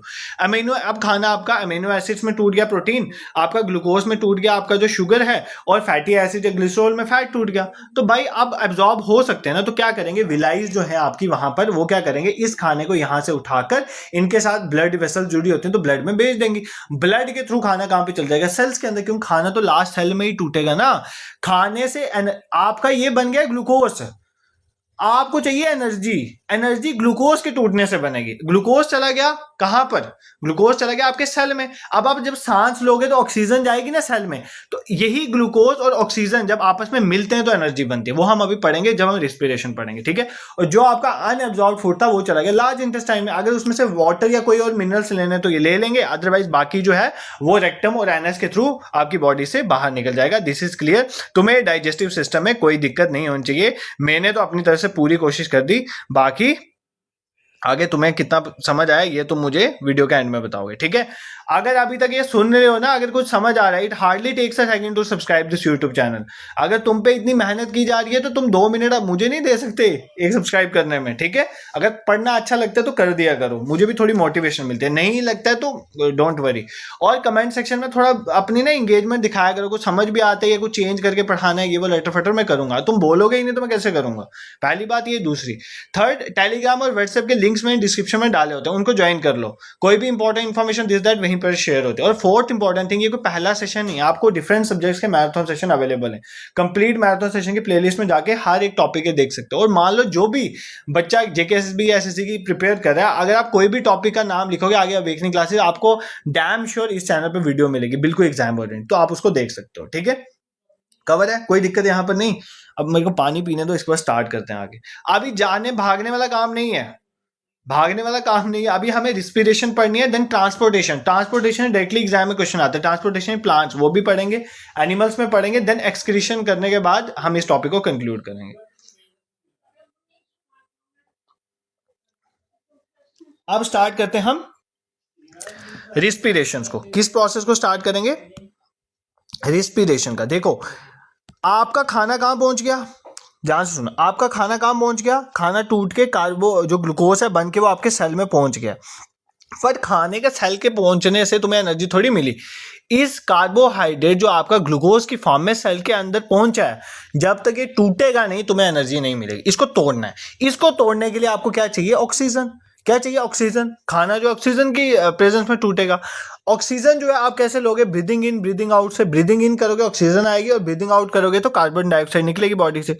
इस प्रोसेस को बोलते हैं रिस्पिरेशन। क्या बोलते हैं? रिस्पिरेशन। रिस्पिरेशन प्रोसेस में आपका सांस लेने से सेल के अंदर खाने का टूटना, एनर्जी मिलना और कार्बन डाइऑक्साइड का वापस बाहर निकलना जाना, ये सारा प्रोसेस किस में आता है? रिस्पिरेशन में। हम इसके बारे में अब अच्छे से पढ़ेंगे, डायग्राम के थ्रू समझेंगे, ठीक है। और अगर आप बोल रहे हो कि सर हम इसको कहां से रिवाइज करें, तुमने सिर्फ क्लास 10th की एनसीईआरटी की बुक को डाउनलोड करना है, खरीदो भी मत। उसमें लाइव प्रोसेस चैप्टर खोलना है। मेरी वीडियो देखने के बाद एक बार 10 पेज होंगे मुझे लगता है, उसको पढ़ लेना। तुम्हें कभी भी इस पेपर में कोई दिक्कत नहीं आएगी। जो भी एडिशनल चीज है और मैं साथ साथ लिखा ही रहा हूँ, ठीक है। बाकी उधर से आप पढ़ लेना, ठीक है। बाकी वो तो आपको पता है, एनसीईआरटी आप गूगल से डाउनलोड कर सकते हो। अब हम चलते हैं रिस्पिरेशन की प्रोसेस में, ठीक है। देखो, सबसे पहले रिस्पिरेशन की प्रोसेस में तुम्हें मैं समझा, पहले तो आपने समझ लिया कि जैसे ही आपने सांस ली, ब्रीदिंग इन करी। जब भी मान लो आप सांस लेते हो, ठीक है, जब भी आपकी ब्रीदिंग इन करते हो तो आपका क्या होता है? आपने देखा आपकी चेस्ट जो है फूलने शुरू हो जाती है थोड़ा सा, ठीक है। जब भी हम ऑक्सीजन को ब्रीद इन करते हैं ना, तो आपकी जो है नॉस्ट्रिल्स के थ्रू जब हवा अंदर जाती है तो आपकी जो चेस्ट है वो बेसिकली फूलने शुरू हो जाती है, ठीक है। तो जब आप फूलेगी, आपने ऑक्सीजन ली, फिर आपके लंग्स के थ्रू जो ऑक्सीजन है वो आपके कहाँ पर जाएगी? सेल्स में जाएगी, और सेल्स में खाना टूटेगा आपका, ठीक है। अब खाना टूटने को थोड़ा सा समझते हैं, वो मैं आपको पहले बताता हूँ, फिर हम देखें। देखो, आपका खाना क्या है? ग्लूकोज। ग्लूकोज, ये डायग्राम को ध्यान समझो। ग्लूकोज क्या होता है? मैंने लिखा था ग्लूकोज क्या है? C6H12O6, ठीक है। ये है आपका ग्लूकोज, ठीक है। ये ग्लूकोज सबसे पहले जब भी ग्लूकोज टूटता है वो कहां पर टूटता है? साइटोप्लाज्म में। किस में टूटेगा? साइटोप्लाज्म। देखो, पहले समझो मैं क्या बोल रहा हूं।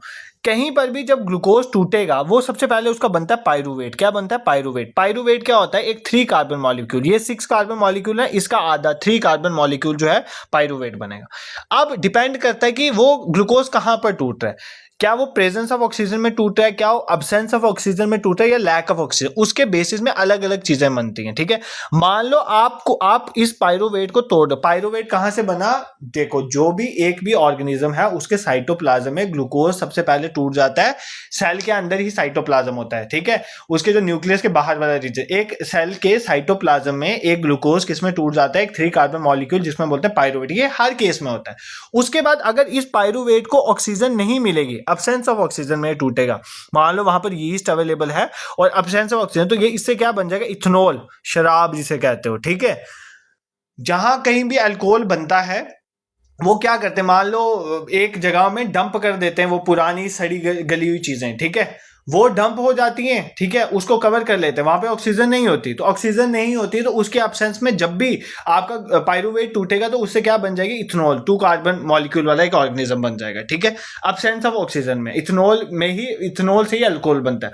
फिर मान लो अगर लैक ऑफ ऑक्सीजन, मतलब ऑक्सीजन तो है बट कम है, ये चीज कहां पर होती है? हमारे मसल्स में। तो यहां पर लैक्टिक एसिड प्रोड्यूस होता है, ठीक है। लैक्टिक एसिड प्रोड्यूस होने से आपकी मसल्स की ग्रोथ होती है। मान लो आपके मसल्स में, ठीक है, यही होता है लैक ऑफ ऑक्सीजन। मान लो आप एक्सरसाइज करते हो लैक ऑफ ऑक्सीजन में, तो ये होता है ग्लूकोज किसमें टूटता है? लैक्टिक एसिड में। ये कहां पर होता है? आपके मसल्स में। बट हम क्या पढ़ रहे हैं? हम पढ़ रहे हैं प्रेजेंस ऑफ ऑक्सीजन वाला केस।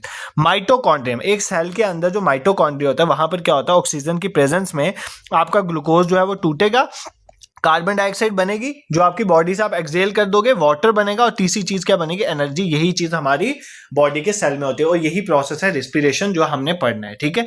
तो हमारे पास हमने क्या देखा, ये भी एनसीईआरटी में डायग्राम है। तो आपका ग्लूकोज जो है एक 6 कार्बन मॉलिक्यूल जो है वो आपके साइटोप्लाज्म में सबसे पहले पाइरूवेट में टूटता है। फिर प्रेजेंस ऑफ ऑक्सीजन में माइटोकॉन्ड्रिया में इसमें क्या बनता है? किसमें टूट जाता है? कार्बन डाइऑक्साइड, वाटर और एनर्जी। इसलिए माइटोकॉन्ड्रिया को power house of the cell कहते हैं, क्योंकि यहीं पे तो एनर्जी बन रही है। तो एनर्जी यहाँ पर बनती है, और एनर्जी जिस फॉर्म में बनती है वो बोलते हैं एटीपीज। क्या? Adenosine triphosphate. क्या बोलते हैं?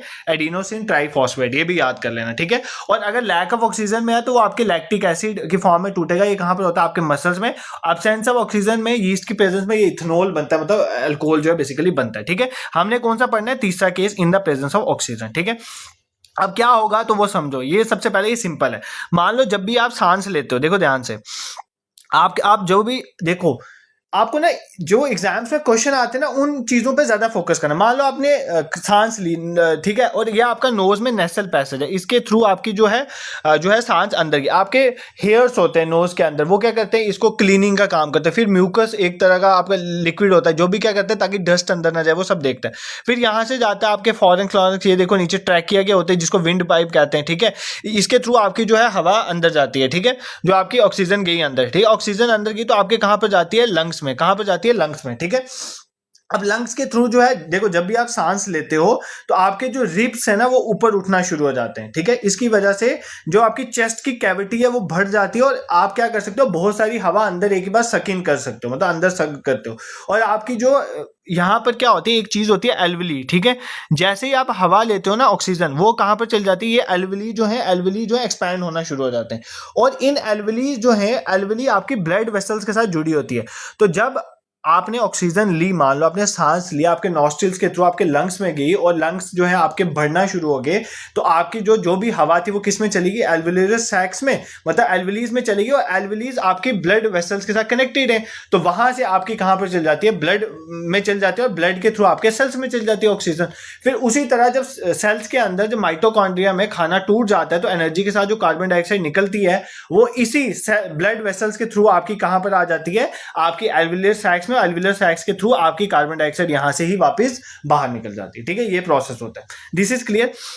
आपको ह्यूमन रिस्पिरेटरी सिस्टम में जो चीजें मैंने पढ़ाई थी वो मेन आपको ये याद रखनी है। सबसे एक तो हमने देख लिया कि माइटोकॉन्ड्रिया में टूटता है। दूसरा, एल्वुलीज आपको पता चल गई क्या होती हैं। एल्वुलीज का ही काम है, यही कनेक्ट होती हैं ब्लड वेसल्स के साथ। इन्हीं के अंदर पहले ऑक्सीजन जाती है और यही वापस ब्लड वेसल्स में ऑक्सीजन को भेजते हैं, ठीक है। इनका साइज बढ़ जाता है। दूसरा, हमने देखा कि ह्यूमन बींग्स के ह्यूमन बींग्स के पर्सपेक्टिव से बनाए, क्योंकि ह्यूमन बींग्स के बारे में ही हम पढ़ रहे हैं। ह्यूमन बींग्स के पर्सपेक्टिव से मैं समझाऊं, ह्यूमन बींग्स में जो ऑक्सीजन है वो किसके थ्रू ट्रेवल होती है, हीमोग्लोबिन। आपने देखा होगा ब्लड में एक चीज होती है हीमोग्लोबिन आरबीसीज में, रेड ब्लड सेल्स में हीमोग्लोबिन्स होते हैं, ठीक है, रेड आरबीसीज में, ठीक है, रेड ब्लड सेल्स में हीमोग्लोबिन्स होते हैं। ये हीमोग्लोबिन्स क्या होते हैं, इनकी हाई एफिनिटी होती है ऑक्सीजन, मतलब इनको ऑक्सीजन से बहुत प्यार है।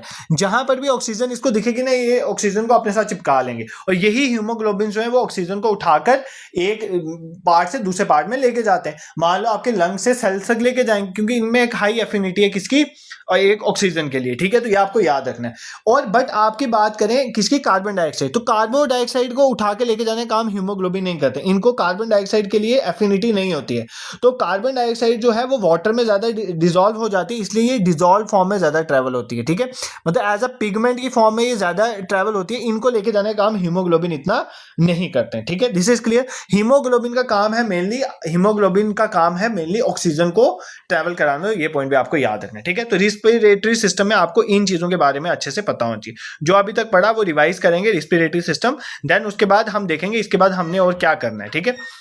हमने ये देखा था कि हमारे कार्बोहाइड्रेट जो बेसिकली ग्लूकोज बना, वो ग्लूकोज कहां पर हमने भेजा, सेल में भेज दिया, विलाइज के थ्रू वो सेल में चला गया। फिर हमने बोला कि हमने सांस ली, ऑक्सीजन हमारे अंदर गई, हमारे नॉस्ट्रिल्स के थ्रू हमारे लंग्स में गई। लंग्स में एल्वुलीज हैं, उनका साइज बढ़ने लगा, उनके अंदर वो एल्वुलर सैक्स में थोड़ी देर के स्टोर हुई। एल्वुलीज के साथ ब्लड वेसल्स जुड़ी हुई थी, ब्लड वेसल्स में आरबीसीज हैं, आरबीसीज में हीमोग्लोबिन है, हीमोग्लोबिन को ऑक्सीजन पसंद है, उसने उसका हाथ वहीं पर पकड़ लिया, और हाथ पकड़ के ऑक्सीजन को ले गया कहां पर, सेल के अंदर। देखो यार मेरी बात सुनो, एक होता है ना अच्छा दोस्त जो ना एक लड़की लड़के को मिलाने का काम करता है, वो काम है किसका, हीमोग्लोबिन का। हीमोग्लोबिन क्या कर रहा है, हीमोग्लोबिन ने एक लड़की को पकड़ा, कहां से पकड़ा उसको, लंग से पकड़ा, ठीक है, लंग्स में एल्वुली से पकड़ा, और उसको पता था उसका जो दोस्त है वो कहां पर है, सेल के अंदर, उसका क्या नाम है, ग्लूकोज, ठीक है। तो वो उसके पास लेके जा रहा है, तो पकड़ के लेके गया उसको, ग्लूकोज के पास लेके गया, और ग्लूकोज में जाके उनकी शादी करवाई, तो बस काम खत्म, और वहां से एनर्जी प्रोड्यूस होगी, ठीक है। This is clear. बट वहां पर जो वेस्ट निकला, उस वेस्ट प्रोडक्ट को बोलते हैं कार्बन डाइऑक्साइड। अब जो हीमोग्लोबिन मना कर देगा, बोले भाई इसको नहीं पकड़ना, मेरा काम नहीं है, ये वेस्ट है, तो वो क्या जाएगा, वो वेस्ट डिसॉल्व फॉर्म में आपकी जो है बॉडीज के उसी प्रोसेस के थ्रू आपके कहां पर आता है, एल्वुलर सैक्स में, और वहां से वो लंग्स के थ्रू आपकी जो है बाहर निकल जाता है। This is clear. कोई दिक्कत आपको यहां पर नहीं होनी चाहिए। तो यह हमने पूरा प्रोसेस समझ लिया, कैसे खाना टूट के वो भी सेल्स में पहुंचता है, और फिर ऑक्सीजन सेल में पहुंचते हैं, उसमें एनर्जी बन जाती है। This is clear. But in सब को करते हुए तुमने एक बंदे का रोल बहुत है, किसका, हमने देखा ब्लड का बड़ा काम है यहां पर, क्योंकि ब्लड के अंदर ही तो बेसिकली देखो ना, ये सारा कौन कर रहा है? मैंने आपको बोला खाना आपका टूटा जब स्मॉल इंटेस्टाइन में, विलाइज ब्लड वेसल्स के साथ जुड़ी थी, उन ब्लड वेसल्स ने विलाइज में जो ग्लूकोज प्रोड्यूस हुआ वो सेल में ले गया।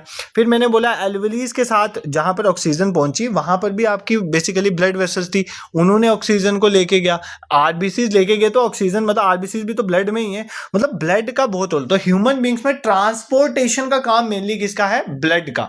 ब्लड एक ट्रांसपोर्टेशन हो रही है, और ब्लड को ट्रांसपोर्ट करने में जो जो चीजें हेल्प करती हैं उनको हम पढ़ेंगे। अब हमारा जो नया टॉपिक ऑफ डिस्कशन है that is transportation in human beings. और ये आपके लिए क्यों इंपॉर्टेंट है? क्योंकि आपके सिलेबस में डायरेक्टली मेंशन है, कईयों के सिलेबस में transportation in plants and humans है और कईयों में सिर्फ ट्रांसपोर्टेशन इन प्लांट्स है। तो आपको ये तो समझ आ गया ट्रांसपोर्टेशन का बहुत इंपॉर्टेंट रोल है। आप देखेंगे प्लांट्स और एनिमल्स में ट्रांसपोर्टेशन किस तरह। तो पहले तो हम ह्यूमन बींग्स में देखेंगे ट्रांसपोर्टेशन किस तरह में। देखो, ह्यूमन बींग्स में सबसे ज्यादा जो इंपॉर्टेंट पार्ट है जो ट्रांसपोर्ट करने का काम है वो कौन देखता है? वो ह्यूमन का हार्ट देखता है। क्या देखता है? ह्यूमन का हार्ट। तो सबसे पहले हम ह्यूमन हार्ट के बारे में समझेंगे। सबसे पहले एक आपका जो ब्लड है एक फ्लूइड कनेक्टिव टिश्यू है, ठीक है। तो जो डिफरेंट टिश्यू क्या होते हैं? जो डिफरेंट सेल्स के कॉम्बिनेशन बढ़ते हैं। सबसे पहले हम देखेंगे ह्यूमन हार्ट का, क्योंकि आपके ब्लड को जो पंप करने का काम है ना, आपके पंप करने का काम किसका है? पंपिंग का काम जो है आपका वो किसका है? ह्यूमन हार्ट का। तो सबसे पहले हमें हार्ट के बारे में पढ़ना है। देखो, आपके हार्ट के 4 चैम्बर्स हैं। कितने चैम्बर्स हैं? 4। एक है ये लेफ्ट आर्ट्रियम, एक है लेफ्ट वेंट्रिकल, ठीक है, फिर राइट वेंट्रिकल, फिर राइट आर्ट्रियम। ये 4 चैम्बर्स हैं आपके ह्यूमन हार्ट में, ठीक है। जो लेफ्ट साइड है ना, ये लेफ्ट साइड है बेसिकली, ठीक है। ये लेफ्ट आपको राइट में दिख रहा है बट ये लेफ्ट साइड। एक हार्ट की जो लेफ्ट साइड है वहां पर आपका ऑक्सीजनेटेड ब्लड होता है, मतलब जिसमें ऑक्सीजन है। और जो राइट साइड है उधर आपका जो है डीऑक्सीजनेटेड ब्लड होता है जिसमें कार्बन डाइऑक्साइड। दोनों अलग अलग वे में जाते हैं क्योंकि human being is a complex organism. But सभी में ऐसा 4 चैम्बर हार्ट सब में नहीं होता, ठीक है। मान लो अगर मैं फिश की बात करूं तो वो 2 चैम्बर हार्ट है। रेप्टाइल्स और एम्फीबियंस जो उनमें 3 चैम्बर हार्ट है। ये बात कई बार तो डायरेक्टली ये क्वेश्चन भी पूछ लेता है। तो आप फिशेस में देखो तो 2 चैम्बर हार्ट है, हमारे में देखो तो 4 चैम्बर हार्ट है, एम्फीबियंस में देखो 3 चैम्बर हार्ट है। और मान लो देखो एक चीज और भी कई बार एग्जाम में पूछता है कि इंसान की अगर बात करें तो इंसान में लंग्स है ना, क्यों? क्योंकि हमें हवा से ऑक्सीजन लेनी है, हम इजिली ले सकते हैं। बट ये चीज उनमें नहीं होती, फिशेस में। फिशेस में लंग्स नहीं होते हैं, फिशेस में क्या होता है? गिल्स। अब किसी ने सोचा फिशेस में गिल्स क्यों होंगे? भाई मेरी बात सुनो, फिशेस में फिश जो है वो ऑक्सीजन कहां से लेंगी? क्योंकि पानी के अंदर, वाटर के अंदर जो है ऑक्सीजन डिजोल्व है, तो डिजोल्व ऑक्सीजन में से ऑक्सीजन लेना है तो ये बहुत मुश्किल प्रोसेस है। इसके लिए ब्रीदिंग बहुत फास्ट होती है। तो फास्ट ब्रीदिंग जहां भी होती है वहां पर लंग से काम नहीं चलता, वहां पर गिल्स होते हैं। इसलिए फिशेस में गिल्स अवेलेबल होते हैं, ह्यूमंस में नहीं। ह्यूमंस में लंग्स होते हैं क्योंकि हमने तो हवा से लेना है ना, एयर से ऑक्सीजन को लेना है, ठीक है। बाकी मैंने आपको ये बताया कि ह्यूमंस में 4 चैम्बर्ड हार्ट है, बट ऐसा फिशेस में नहीं है, वो 2 चैम्बर्ड हार्ट है। जितना छोटा ऑर्गेनिज्म है उसका 1 चैम्बर्ड में ही चल जाता है, बट जितना बड़ा ऑर्गेनिज्म होगा उसमें ज्यादा चैम्बर चाहिए क्योंकि ऑक्सीजनेटेड और डीऑक्सीजनेटेड ब्लड आपस में मिक्स नहीं होना चाहिए। मिक्स हो गया तो हो गया काम, ठीक है। तो अलग है। देखो, जब भी ध्यान से सुनना प्रोसेस क्या होता है। देखो, मान लो आपका, देखो मैं आपको पूरा प्रोसेस समझा देता हूँ, जस्ट आपने समझो कि कैसे ऑक्सीजनेटेड ब्लड जो है। देखो, जो भी आपका ऑक्सीजन वाला ब्लड जो है, ऑक्सीजनेटेड ब्लड, मान लो आपके लंग्स में जब आपने सांस ली, लंग्स में गई ऑक्सीजन, एल्वली के थ्रू वो ऑक्सीजन जो है वो कहां पर जाती है? सबसे पहले वो ऑक्सीजनेटेड ब्लड जो है लेफ्ट आर्टरियम में जाता है। कहां पर जाता है? लेफ्ट आर्टरियम में, ठीक है। लेफ्ट आर्टरियम के बाद वो जाता है लेफ्ट वेंट्रिकल में, और लेफ्ट वेंट्रिकल के थ्रू वो पूरी बॉडी में जाएगा। कहां पर जाएगा? बॉडी में। तो सर आप बोलोगे सर वो डायरेक्टली क्यों नहीं चला जाता? डायरेक्टली इसलिए नहीं चला जाता कि मान लो आपका हार्ट, आपकी लंग्स कहां पर है और हार्ट आपस में पास में। अगर पाँव में कोई सेल में खाना बन रहा है वहां पर कैसे पहुंचाओगे? कैसे जाएगा वो? एल्वेली के थ्रू के आप 2-3 घंटे देखते जाओगे तो उसको पंप करना पड़ता है। मान लो आपने किसी चीज को दूर भेजना तो उसको पंप करके भेजोगे ना, तो दूर जाएगा। मान लो सिंपल, आपने किसी के ऊपर पानी फेंकना है, ठीक है। तो भाई आपको होली है तो होली में पिचकारी का क्या काम है? आप पीछे से पंप इन करते हो तो दूर तक पानी जाता है। तो ह्यूमन हार्ट का यही काम है कि इसको ऑक्सीजनेटेड ब्लड को पंप करना। ये पंप करेगा ताकि वो डिफरेंट बॉडी पार्ट्स में पहुंचे। तो आपका जो ऑक्सीजनेटेड ब्लड है वो लेफ्ट आर्टरियम में आता है, फिर लेफ्ट वेंट्रिकल में जाता है, उसके थ्रू जो है आपके बॉडी के डिफरेंट सेल्स में जाएगा, ठीक है। और ऑक्सीजनेटेड ब्लड जो है वो लेके जो आपकी बॉडी में जाएगा वो कौन लेके जाते हैं? आर्टरीज। कौन ले जाती है? आर्टरीज। आर्टरीज में ऑक्सीजनेटेड ब्लड होता है, ठीक है। अब दूसरा जो आपका, मान लो अब वो आपके बॉडीज में चला गया, डिफरेंट सेल्स में चला गया। अब वहां से जो कार्बन डाइऑक्साइड वाला ब्लड है उसको बोलते हैं डीऑक्सीजनेटेड ब्लड। आपके डीऑक्सीजनेटेड ब्लड जो है वो आपके कहां पर आता है, वो आपके कहां पर आता है, राइट साइड में। पहले आएगा राइट आर्टरियम में, फिर राइट वेंट्रिकल में, और यहां से कहां पर जाएगा, लंग्स, और लंग्स के थ्रू आपकी बॉडी से बाहर। अब मुझे बताओ सिंपल क्वेश्चन, एक सिंपल क्वेश्चन ये है कि क्या इस लेफ्ट साइड वाले पार्ट जो हार्ट का है उसको ज्यादा जोर से पंप करना पड़ेगा ब्लड को, कि राइट वाले पार्ट को? ठीक है, मान लो ऑक्सीजनेटेड ब्लड को ज्यादा पंप करना पड़ेगा कि डीऑक्सीजनेटेड ब्लड को? सोचो, एक मिनट ना, सब कुछ बंद करके सोचो ध्यान से, ठीक है, फिर मैं आपको बताता हूँ ये चीज। देखो, मैंने आपको ये समझाया, जो भी ऑक्सीजन वाला ब्लड है ना, ऑक्सीजन वाला ब्लड कहाँ पर ऑक्सीजन वाला ब्लड होगा? आपके लंग्स में होगा। आपके लंग्स के थ्रू वो सबसे पहले जाएगा कहाँ पे? लेफ्ट साइड में, हार्ट के लेफ्ट आर्टरियम में। लेफ्ट आर्टरियम से ये जाएगा लेफ्ट जो है आपके वेंट्रिकल में, ठीक है, लेफ्ट वेंट्रिकल। वहां से आपकी पूरी बॉडी में चला जाएगा, ठीक है, पूरी बॉडी के सेल्स में चला जाएगा, ठीक है, बॉडी के सेल्स में चला जाएगा। इन बॉडी के सेल्स में आपकी जब खाना टूटेगा तो कार्बन डाइऑक्साइड बनेगी। फिर कार्बन डाइऑक्साइड वाले ब्लड को हम क्या बोलते हैं? Deoxygenated blood. क्या बोला हमने इसको? Deoxygenated blood. इस डीऑक्सीजनेटेड ब्लड कहां पर जाएगा? फिर राइट साइड में, राइट आर्टरियम में पहले जाएगा, फिर राइट आर्टरियम से जाएगा राइट वेंट्रिकल में, राइट वेंट्रिकल से आपका जाएगा कहां पर? वापस लंग्स में, और लंग्स के थ्रू ये आपकी बॉडी से बाहर हो जाएगा, ब्रीदिंग आउट हो जाएगी, ठीक है। देखो, आप खुद सोचो किस ब्लड को ज्यादा पंप करना पड़ेगा, इस वाले ब्लड को, ऑक्सीजनेटेड ब्लड को, क्योंकि इसको बॉडी के सेल तक लेके जाना है, तो इसको जोर से प्रेशर करना पड़ेगा, ठीक है। और जो ब्लड आपका जो है बेसिकली वापस डीऑक्सीजनेटेड ब्लड है, उसने तो आपके हार्ट में पहुंच गया, तो हार्ट के पास ही लंग्स है ना, उसने सिर्फ लंग्स तक जाना है, तो उसको ज्यादा पंप करने की जरूरत नहीं है। जिस ब्लड को, ऑक्सीजनेटेड ब्लड को आपने पूरी बॉडी में पहुंचा, तो उसको ज्यादा जो है प्रेशर के साथ भेजना पड़ता है। तो जो आपके सीधा लंग्स में आके, लंग्स जिसने लंग्स में जाना है, लंग्स में कौन से ने जाना है? डीऑक्सीजन, उसको ज्यादा पंप करने की जरूरत नहीं। इसीलिए आपकी जो लेफ्ट वेंट्रिकल के आगे जो आर्टरीज लगी होती हैं, आर्टरीज जो ऑक्सीजनेटेड ब्लड को ले जाती हैं, वो जो होती हैं वो थिक होती हैं, वो मोटी होती हैं। अगर मोटी नहीं होंगी तो जब प्रेशर लगाएगा ना हार्ट, तो ये फट जाएंगी तो इंसान गया ऊपर, ठीक है। और जो हमारी जो वीन्स होती हैं, वीन्स बेसिकली क्या ले जाती हैं? वीन्स बेसिकली डीऑक्सीजनेटेड ब्लड को लेके जाती हैं। ये जो होती है इतनी थिक नहीं होती, इतनी मोटी नहीं होती। मोटी कौन सी होंगी? आर्टरीज। आर्टरीज इसलिए मोटी होती हैं क्योंकि अगर ये थिक नहीं होती है, ठीक है, तो आपको क्या हो जाएगा? ये टूट जाएगा। इन बेसिकली आपने सिंपली समझना है कि जो बेसिकली जो वीन्स, जो ऐसी नाड़ियां जो हैं जिन्होंने, जो आपने ब्लड को लेके जाना है कहां पर? लंग्स में, वो जो है वो मोटी नहीं भी हो तो चल जाएंगी। बट जिनका काम है दूर तक लेके जाना, उनको जो है हार्ड होना जरूरी है। अगर वो ठीक नहीं होंगे तो वो काम खराब हो जाएगा। तो ये आपको बस ये पॉइंट आपको याद रखना है, ठीक है। This is clear. यहां पर तो तुम्हें कोई दिक्कत नहीं होनी चाहिए। नेक्स्ट इंपॉर्टेंट होती है, एक चीज होती है कैपिलरीज। तुम लोग कई बार कंफ्यूज रहते हो कि सर कैपिलरीज क्या होता है? कैपिलरीज कुछ नहीं है। मान लो आपकी ये जो आर्टरीज हैं जो आगे ब्लड लेके गई हैं, ये जब आके जाके सिंपल में टूट जाती है ना, छोटी में, स्मॉल ट्यूब्स में टूट जाती है, इन स्मॉल ट्यूब्स को बोलते हैं कैपिलरी। ये सेल्स के साथ डायरेक्टली लिंक में होती हैं, तो ये आपको याद रखना है, ठीक है। और ऑक्सीजनेटेड ब्लड जो है ह्यूमन बींग्स में डीऑक्सीजनेटेड ब्लड से थोड़ा सा अलग रहता है, ये भी आपको याद रखना है। आर्टरीज का काम होता है जो हार्ट से आपके डिफरेंट ऑर्गन्स में जो ब्लड वेसल्स होती हैं जो लेके जाती हैं ब्लड को, उनको बोलते हैं आर्टरीज। ये आपने याद रखना है, ठीक है। तो हार्ट से हाई प्रेशर में लेके जाती हैं, तो इसलिए आर्टरीज को जो वॉल्स हैं वो थिक्स होती हैं।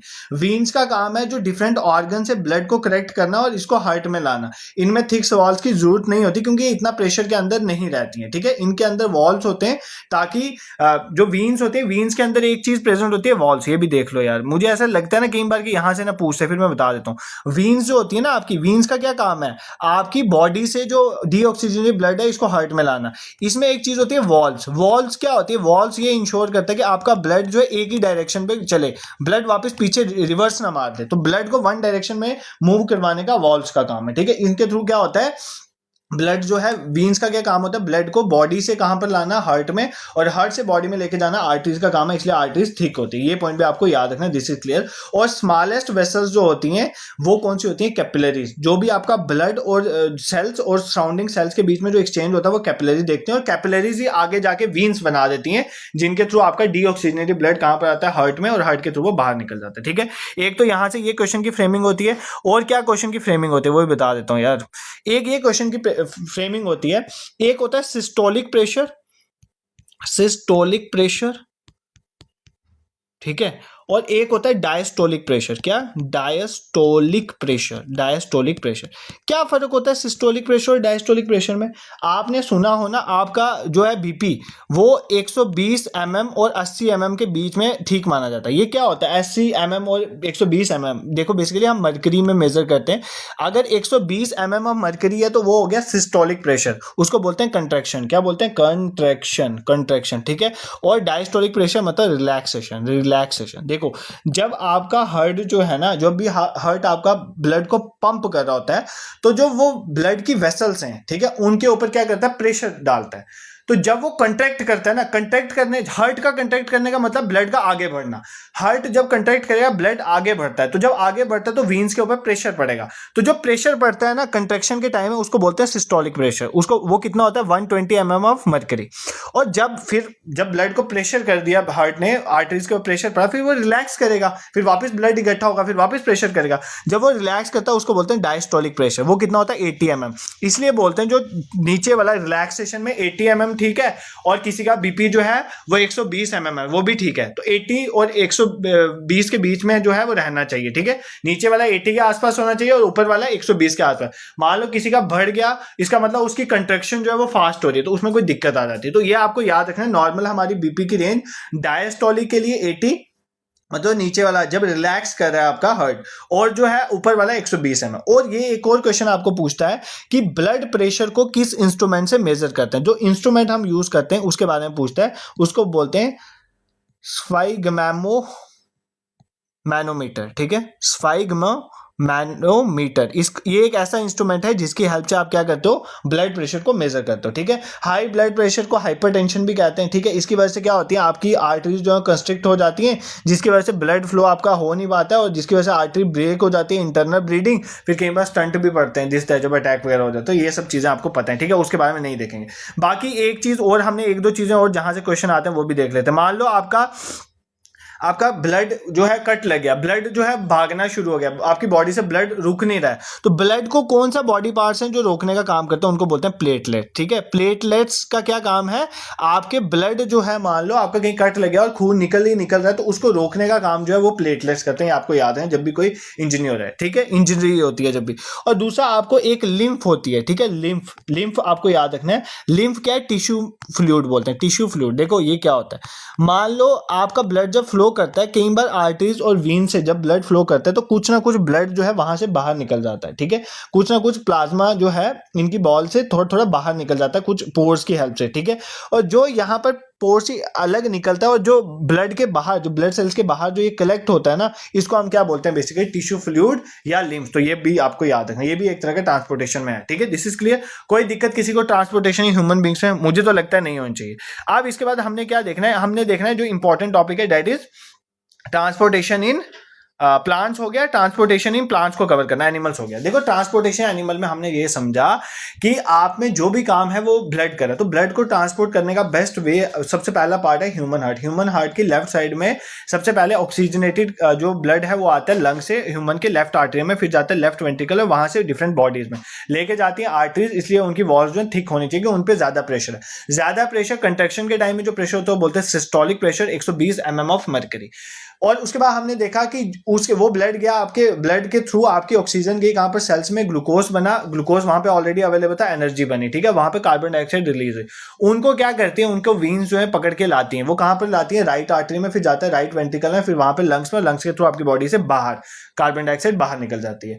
और ये जो है रिलैक्सेशन के टाइम में इसको बोलते हैं हम डायस्टोलिक प्रेशर, और ये 80 mm होता है मर्करी का, और इसको हम मेजर कर सकते हैं ब्लड प्रेशर को स्फाइगमोमैमोमीटर से। ये आपका इंस्ट्रूमेंट यूज होता है। अब इसी तरह जो प्लांट्स में ट्रांसपोर्टेशन होती है, प्लांट्स में ट्रांसपोर्टेशन होती है, तो वो कैसे होती है? ट्रांसपोर्टेशन प्लांट, ये डिफरेंट बच्चों के सिलेबस में डायरेक्टली टॉपिक मेंशन है ट्रांसपोर्टेशन प्लांट, तो इसको भी अच्छे से कवर कर लेंगे, ठीक है। देखो सबसे पहली बात, प्लांट्स न्यूट्रिएंट्स वगैरह चीजें कहाँ से लेता है? मेनली तो अर्थ से लेता है, तो रूट्स के थ्रू। देखो न्यूट्रिएंट्स है ना, वहां से लेगा, पानी भी कहाँ से लेगा? अर्थ से लेगा, ये आपको पता है, ठीक है। अब अगर कोई प्लांट छोटा सा है, अगर एक बिल्कुल छोटा सा प्लांट है, ठीक है, और वो रूट्स के बिल्कुल बस यहाँ तक ही है प्लांट, ठीक है, तो अब क्या करेगा, ये रूट्स के थ्रू जब लेगा ना, सक इन करेगा ना, तो रूट्स के थ्रू मान लो पानी ले रहा है, न्यूट्रंस ले रहा है, तो वो डिफ्यूजन के थ्रू ही ऊपर चल जाते हैं। बट अगर मान लो एक बड़ा सा पेड़ है जिसकी रूट, शाखाएं और पत्तों में बहुत डिफरेंस है, तो फिर वो सक्शन के थ्रू थोड़ी नीचे से पानी ऊपर चला जाएगा, नहीं जाता। मान लो, सिंपल समझो यार, अगर मैं बोलूं कहीं पे पानी निकल रहा है और आपने क्या करना है, सिर्फ 5 फीट ऊपर पानी लेके जाना है, ठीक है, तो कई बार क्या होता है वो सक्शन के थ्रू भी चल जाता है। मान लो आपको मैं बोलूं किसी की 4 मंजिल ऊंची बिल्डिंग है, उसके टॉप फ्लोर में पानी लेके जाना है, तो भाई बिना मोटर के वो काम नहीं ना होगा। तो यही समझा रहा हूं, अगर प्लांट छोटा सा होगा तो रूट्स के थ्रू वाटर मिनरल्स डायरेक्टली ऊपर भी ऐसे भी चल जाएंगे डिफ्यूजन के थ्रू, क्योंकि डिफरेंस की वजह से भी चल जाता है। एक हाई प्रेशर में मान लो एक टंकी पूरी पानी की भरी हुई है, एक आधी भरी हुई है, उनको कनेक्ट करेंगे तो भरी हुई से आधे में पानी चल जाता है डिफ्यूजन के थ्रू। ऐसे भी यहाँ पे वाटर से न्यूटन प्लांट्स में चल जाते हैं। बट अगर एक बहुत बड़ा पेड़ है तो ऐसा नहीं हो, इसलिए प्लांट्स में वाटर और फूड को ट्रांसपोर्ट करने वाले डिफरेंट फिनोमेनॉन। सबसे पहले हम समझेंगे ट्रांसपोर्ट ऑफ वाटर, ठीक है, ट्रांसपोर्ट ऑफ वाटर। पानी कैसे ट्रांसपोर्ट होता है? वाटर का ट्रांसपोर्ट मतलब वाटर और मिनरल्स, ठीक है। सबसे पहली बात, वाटर एंड मिनरल्स ये कहाँ से प्लांट में आते हैं? ये प्लांट से रूट से लेता है अपने, ठीक है, रूट से आता है, रूट से ऊपर जाता है। अब सबसे पहले इसमें इंपॉर्टेंट टिश्यूज हैं जो इसमें काम करते हैं, उनको बोलते हैं जाइलम टिश्यू। क्या है अपने याद रखना है? Xylem tissue. प्लांट्स में जो वाटर और मिनरल्स को लेके जाता है, वाटर्स को मेनली लेके जाता है, वो कौन ले जाता है? Xylem tissue. इसमें दो आपने याद रखने जाइलम टिश्यू में, एक होते हैं ट्रैकीड्स और एक होते हैं क्या? वेसल्स। क्या? वेसल्स। ऐसे तो जाइलम में जाइलम पैरेन्काइमा और जाइलम फाइबर भी होता है, बट उनका मेनली ये काम नहीं है। पानी को ऊपर लेके जाने का काम क्या करते हैं? Tracheids and vessels. तो मतलब जाइलम टिश्यू का काम है वो रूट से वाटर और मिनरल्स को जो है ऊपर लेके जाने की कोशिश करता है with the help of tracheids and vessels, ठीक है। दिस इज क्लियर, कोई दिक्कत आपको नहीं होनी चाहिए, ये तो क्लियर है। बट ये जो है वन डायरेक्शन में काम करता है, नीचे से ऊपर, ठीक है, वन डायरेक्शन में काम करता है, वन डायरेक्शन में काम करता है। अब एक तो ये आपने देख लिया ट्रैकीड्स और वेसल्स का काम है कि डिफ्यूजन की वजह से, सक्शन क्रिएट होने की वजह से रूट से वाटर और मिनरल्स को ऊपर तक लेके जाते हैं, प्लांट के मान लो लीव्स तक पहुंचाना है तो ये लेके जाते हैं, ठीक है। और दूसरा क्या है? दूसरा प्रोसेस होता है ट्रांसपीरेशन। क्या? ट्रांसपीरेशन। ट्रांसपीरेशन। अब ट्रांसपीरेशन से क्या होता है? ट्रांसपीरेशन बोल लो, इवेपोरेशन बोल लो। देखो मान लो क्या होता है दिन के टाइम में, अगर मैं दिन के टाइम की बात करूं, दिन के टाइम में बहुत ज्यादा गर्मी होती है, तो बहुत ज्यादा गर्मी में क्या होता है? प्लांट्स के लीव से पानी जो है वो सूर्य देवता खींच लेते हैं थोड़ा, तो इस प्रोसेस को क्या बोलते हैं? ट्रांसपीरेशन। तो इस मतलब जो इवेपोरेशन हुआ पानी लीव्स से, इस प्रोसेस को बोलते हैं ट्रांसपीरेशन। तो मान लो जब प्लांट के जो पत्ते हैं उनमें से जब पानी जो है वो सूर्य देवता ने खींच लिया, सूर्य देवता ने पानी उसका ले लिया, तो एक सक्शन क्रिएट होगा ना, पानी को नीचे से खींचेंगे। जैसे एक टंकी एक भरी हुई है, एक टंकी खाली है, मान लो ये टंकी में से, ये टंकी भी पहले भरी हुई थी, इसमें से पानी निकल गया और ये टंकी आपस में जुड़ी हुई हैं, तो जिसमें से पानी निकल गया भरी हुई टंकी में से उधर जाना शुरू हो जाएगा ना। इसी तरह मैं बोल रहा हूँ, जब लीव के पत्ते में से, इस लीव में से जो है पानी जब निकल जाएगा with the process of evaporation या ट्रांसपीरेशन जिसे बोलो, तो फिर नीचे से पानी खींचने होगा। इस प्रोसेस की हेल्प से भी वाटर की मूवमेंट होती है, ठीक है। बेसिकली हम क्या पढ़ रहे हैं? हम ये पढ़ रहे हैं कि जैसे ह्यूमंस के बीच में ब्लड कैसे ट्रांसपोर्ट होता है, वो हमने देखा, ऑक्सीजन कैसे जाती है, कार्बन डाइऑक्साइड कैसे जाती है। अब हम देख रहे हैं जो प्लांट है उसके अंदर चीजें कैसे ट्रांसपोर्ट होती हैं। तो मैंने आपको बोला प्लांट्स के अंदर जो मेनली रूट से ऊपर जाती हैं चीजें, वो होती है वाटर्स और मिनरल्स, जो वो अर्थ से लेता है रूट के थ्रू। सबसे पहले मैंने आपको समझा, एक तो डिफरेंट तरह के टिश्यूज हैं जो रिस्पॉन्सिबल हैं, जिनको बोलते हैं जैसे जाइलम टिश्यूज है, जाइलम टिश्यूज के अंदर ट्रैकीड्स, वेसल्स हैं, वो क्या करते हैं? पानी को लेके जाने का काम करते हैं, ठीक है। दिस इज क्लियर, ये आपको समझ आ गया। दूसरा मैंने आपको बोला एक फिनोमेनॉन है जिसकी वजह से अपवर्ड मूवमेंट होती है पानी की, that is known as transpiration. Transpiration में क्या होता है? प्लांट के लीव्स से इवेपोरेशन के थ्रू जो है पानी निकल गया, अब जब वहां पर पानी खत्म हो गया तो पानी वो नीचे से खींचना, अपवर्ड मूवमेंट होना पानी की शुरू हो जाती है, ये आपको याद रखना, ठीक है। और दिन के टाइम में मेनली यही ट्रांसपीरेशन वाला फिनोमेनॉन जो है वो काम करता है, रात के टाइम में ये इतना काम नहीं करता है। क्यों नहीं करेगा? रात के टाइम में ज्यादा इवेपोरेशन तो नहीं हो रही होगी, ठीक है, तो उस टाइम पे जाइलम टिश्यू ज्यादा काम करते हैं, ये पॉइंट भी आपको याद रखना, ठीक है। दिस इज क्लियर, यहां तक तो तुम्हें कोई दिक्कत नहीं होनी चाहिए, ठीक है। आई होप आपको समझा। जो ट्रांसपोर्ट ऑफ वाटर में आपने एक जाइलम टिश्यूज वाला कंसेप्ट और ट्रांसपीरेशन वाले फिनोमेनॉन को अच्छे से कवर कर लिया। अब क्या प्लांट में सिर्फ यही मूवमेंट होती है? नहीं, प्लांट में एक और चीज से भी मूवमेंट होती है। क्या? फूड। अब देखो खाना कहां पर बनता है प्लांट में? हमने देखा फोटोसिंथेसिस जब होती है वहां पे खाना कहां पर बनता है? लीव्स। अब खाने को जो लीव्स में बना उसको डिफरेंट बॉडी पार्ट्स में लेके जाना और जो भी एनर्जी बने वो काम कौन करता है? Phloem tissue. कौन से करते हैं? Phloem tissues. तो फ्लोएम टिश्यूज आपको याद रखना, फ्लोएम टिश्यूज ट्यूब्स में भी 4-5 तरह के मेनली होते हैं, बट इनमें जो दो हैं sieve tubes and companion cells, क्या sieve tubes and companion cell, ये तो आपको बिल्कुल याद रखना है। इनका काम है बेसिकली जो भी खाना बना, जो भी आपका मेटाबॉलिक प्रोसेस है, जो भी चीज बनी लीव्स में, उसको डिफरेंट प्रोसेस में लेके जाना है, ठीक है।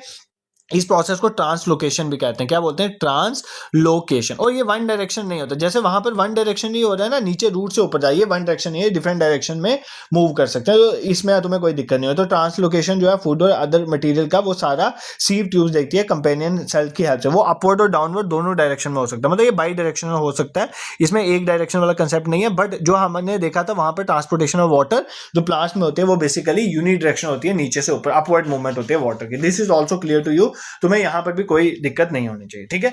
तो ट्रांसपोर्टेशन इन प्लांट्स में हमने क्या समझा, देखो हमने देखा कि ट्रांसपोर्टेशन प्लांट्स में 2-3 चीजों की होगी। एक तो जो है वाटर और मिनरल्स ऊपर जाएंगे, तो जो वाटर एंड मिनरल्स ऊपर जाएंगे वो किसके थ्रू जाएंगे, वो रूट से लिया, और हमारे पास जाइलम टिश्यूज हैं, ठीक है। जाइलम टिश्यूज जो है वो इनका काम करते हैं, इनको ऊपर लेके जाना है, ट्रैकीज और वेसल जाइलम टिश्यू। उसके बाद ट्रांसपिरेशन प्रोसेस के थ्रू भी जब इवेपोरेशन वगैरह होती है, एक सक्शन क्रिएट होता है, तब भी पानी खींचना होता है। फिर हमने देखा कि जो मानो फोटोसिंथेसिस प्रोसेस के बाद जो फाइनल रिजल्ट बना, वो डिफरेंट बॉडी पार्ट्स में कैसे जाएगा प्लांट की, वो जाएगा with the help of phloem tissues, जिसमें साइड ट्यूब्स और कंपेनियन सेल की बहुत हेल्प है, ठीक है। उसमें इस प्रोसेस को बोलते हैं ट्रांसलोकेशन, और ये यूनिडायरेक्शन, ये by direction upward downward movement किसी भी तरह की हो सकती है, ठीक है। This is clear. अब एक प्रोसेस होता है जो ह्यूमंस में भी और प्लांट में होता है, एक्सक्रीशन। देखो मान लो वेस्ट प्रोडक्ट है, उसको आउट कैसे करेंगे। देखो प्लांट्स अपना वेस्ट मटेरियल कैसे आउट करेगा, ठीक है। एक तो आपने देख लिया ट्रांसपिरेशन, वहां से जो एक्सेस निकल जाता है। दूसरा आपने देखा जब प्लांट जो है वो खराब हो जाते हैं, तो डेड जो है आपके लीव्स वगैरह होते हैं, वो पत्ते नीचे गिर जाते हैं। इस तरह से भी प्लांट जो अपना मेटाबॉलिक वेस्ट को जो है वेस्ट को बाहर करता है। जैसे मान लो कोई पेड़ ऐसा होता है, उसमें जो गम वगैरह निकलते हैं, वो भी अपना उसका वेस्ट प्रोडक्ट है। तो डिफरेंट वे से प्लांट जो एक्सक्रीट करते हैं। इसी तरह ह्यूमन बींग्स का एक्सक्रीशन क्या है, देखो ह्यूमन बींग्स के एक्सक्रीशन में सबसे इंपॉर्टेंट रोल किसका है, किडनीज का, ठीक है। देखो मान लो आपका जो भी वेस्ट प्रोडक्ट है वो आपकी कहां पर जाता है, किडनीज में। कहां पर जाता है, किडनीज में। अब किडनीज में आपका मेन जो है किडनीज में, देखो मान लो आपका कोई भी वेस्ट प्रोडक्ट है, वो आपके कहां पर जाएगा, यूरिया या यूरिक एसिड अगर उसमें है, तो वो आपके लिक्विड के थ्रू जो है, लिक्विड फॉर्म में आपके ब्लड में होगा, और ब्लड में वो आपके कहां पर जाएगा, किडनीज में। तो जब वो आपकी किडनीज में जाएगा, किडनीज में उसकी प्यूरिफाई होगी। किडनीज में आपको याद रखना कि हमारे पास हमारी किडनीज में नेफ्रॉन्स होते हैं। नेफ्रॉन्स जो है फिल्टर का काम करते हैं, ठीक है। इसमें बाउमेंस कैप्सूल होता है, कनेक्टेड होता है, ये क्या करता है, फिल्टरिंग का काम करता है। ये याद कर लेना नेफ्रॉन वगैरह कहां पर हैं, तो ये आपके ह्यूमन एक्सक्रीटरी सिस्टम के साथ जुड़े हुए किडनीज में। तो नेफ्रॉन्स का काम होता है फिल्टरिंग करना। ये क्या करता है, आपके जो भी ब्लड में यूरिया यूरिक एसिड वगैरह उसको निकालने की कोशिश करता है, उसकी फिल्टरिंग करता है, और वो आपके यहाँ पर लेफ्ट और राइट यूरिटर के थ्रू कहां पर आ जाता है, यूरिनरी ब्लैडर में। यूरिनरी ब्लैडर में आपका यूरिया आ जाता है, इसमें पानी भी होता है, और ये बाद में आपका जब यूरिनरी ब्लैडर के थ्रू यूरिथ्रा के थ्रू आपकी बॉडी से बाहर निकल जाता है यूरिन की फॉर्म में, ठीक है। यूरिन में आपका यूरिक एसिड वगैरह होता है, और अगर ये नहीं निकले, आपकी बॉडी से रिमूव नहीं हो, तो यही आपकी जो है बाद में दिक्कत कर देता है, ठीक है।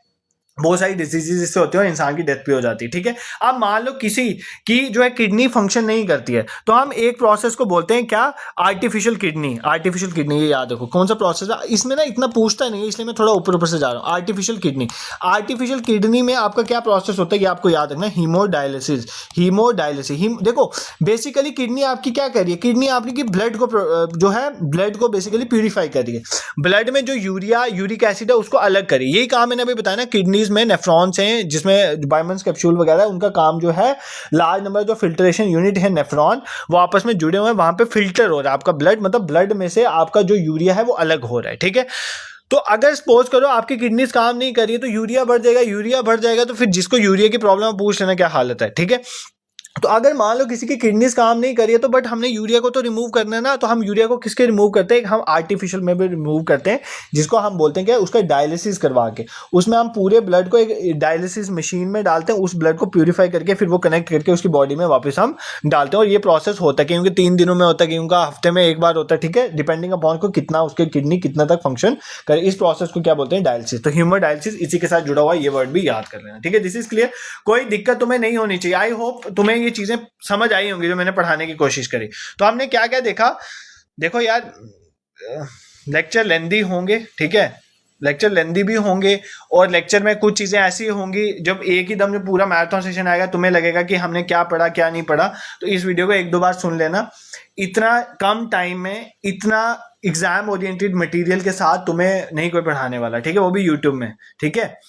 नहीं कोई पढ़ाने वाला, इसलिए जो मैं सेशन ला रहा हूँ उनको ना थोड़ा वैल्यू करा करो, थोड़ा उसमें मेहनत लगा के टाइम देके पढ़ा करो। और बाकी अगर आप इसके साथ आप क्या करो, एक एनसीईआरटी खोल लो, मान लो आपने पूरा लेक्चर सुना, उसके बाद एनसीईआरटी से आपने पढ़ लिया जो भी लिखा है लाइन टू लाइन, तुम्हें सब समझ आ जाएगा, तुम्हें सब समझ आएगा, तुम्हारे दिमाग में चीजें बैठ जाएंगी, तुम्हारा बिल्कुल एग्जाम ओरिएंटेड चीजें जो है प्रिपेयर हो जाएंगी। तो आई होप आपको आज का जो सेशन है वो पसंद आया होगा।